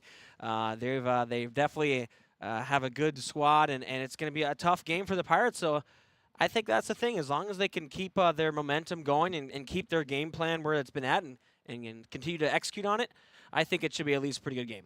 Yeah, I think that as well, and we saw how well they played in the first 2 periods at home against Warroad, and You know, and we've seen them play really well on the road against Thief River Falls, too, and against Little Falls as well. And no coincidence, it's all been in the last couple of weeks as well. So we'll have to see how that one shapes up. Again, we'll have that right here on KROX. That will be on the radio side, as that one is a road game. Once again, the final score from here, 7-0. Crookston, they take the victory over Kittson County Central. We'll take one last final look at a Draft Sports Bar and Grill scoreboard update. We'll keep it here really quick, as Mayport, they defeated Crookston in the JV game. That was a 6-3 victory for Mayport. Bo, you have any other scores? Yeah, let's take a look here. Well, in girls hockey, Bemidji in the JV game, they would defeat Crookston 2-1, and that would be the same score in the varsity game as well, actually. Crookston loses that one in a close one, 2-1. And let's see here, boys basketball, Crookston hosted Frazee. Crookston would get the win, 68-58. In the JV game, Crookston also won 52-37. In girls basketball, Crookston was up at Roseau, and Roseau would win that one 57-46. Let's see here. In the Minnesota Wild, I know they were, I think, they're in the third period. They're up 4-1. Let's see if that is updated for me and make sure I'm up to date there. Yep, 4-1 there. And now let's take a look here. Girls hockey, there's only one other score or one other game around the area today. And that was between East Grand Forks and Thief River Falls. Looks like that one was last updated. They were tied 2-2 with 15 minutes left in the third. Otherwise, we do have some other scores for you. In the college basketball, Minnesota Golden Gophers. In the men's game, it was a close one, but the Gophers would fall 61-59 to number 13th ranked Wisconsin at home. And for the women, let's see here, that one is 3 minutes, 39 seconds left in the third quarter. Wisconsin's up 39-30, so a close game there as well. Some other final scores. We do have a couple girls basketball final scores for you. Norman County East, Ewan Hitterall defeats Climax Fisher 65-47. Red Lake Falls over Goodridge Grigla 60-43. Fosston defeats Lake Park Audubon 48-35 in girls basketball.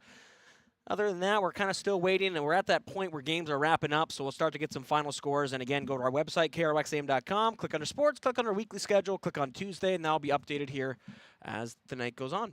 And we've all been calling games, too. We've had 3 different games here. We had one on the radio. There was Crookston girls hockey. What a game that was. Another 2-1 thriller against Bemidji, but it would be Bemidji who ended up taking that one there. But a huge note in that game, Campbell Friggi getting the start. We've talked about that a couple of times here throughout the evening. And then we had the boys basketball game on our KROX YouTube stream on a different one. We also, of course, we had this one here.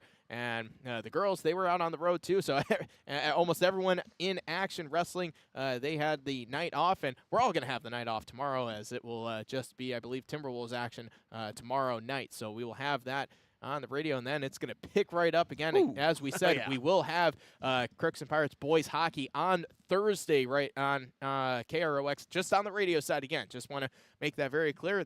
Since that's a road game, we don't stream any of the road games. We only stream the home games. So that one will be on the radio on Thursday. Looking forward to that one. And then a whole lot of action going on this weekend here on KROX. So make sure that you are tuned in on all of our socials, of course, and also on our website, kroxam.com, for that. Final score, 7-0. Crookston gets the victory over Kittson County Central, and we thank all of our sponsors who helped make streaming this game possible. Thank you very much to our great sponsors, as without them, we would not be able to do this. So the best way to thank those sponsors is to patronize those excellent businesses. If you're unable to do so, at the very least, stop by and say thank you for being a sponsor of high school athletics here on KROX. For Bo Melby, I'm Tyler Hergert signing off for the evening. 7-0. Crookston gets a shutout victory. We'll see them on Thursday, taking on East Grand Forks on the radio side here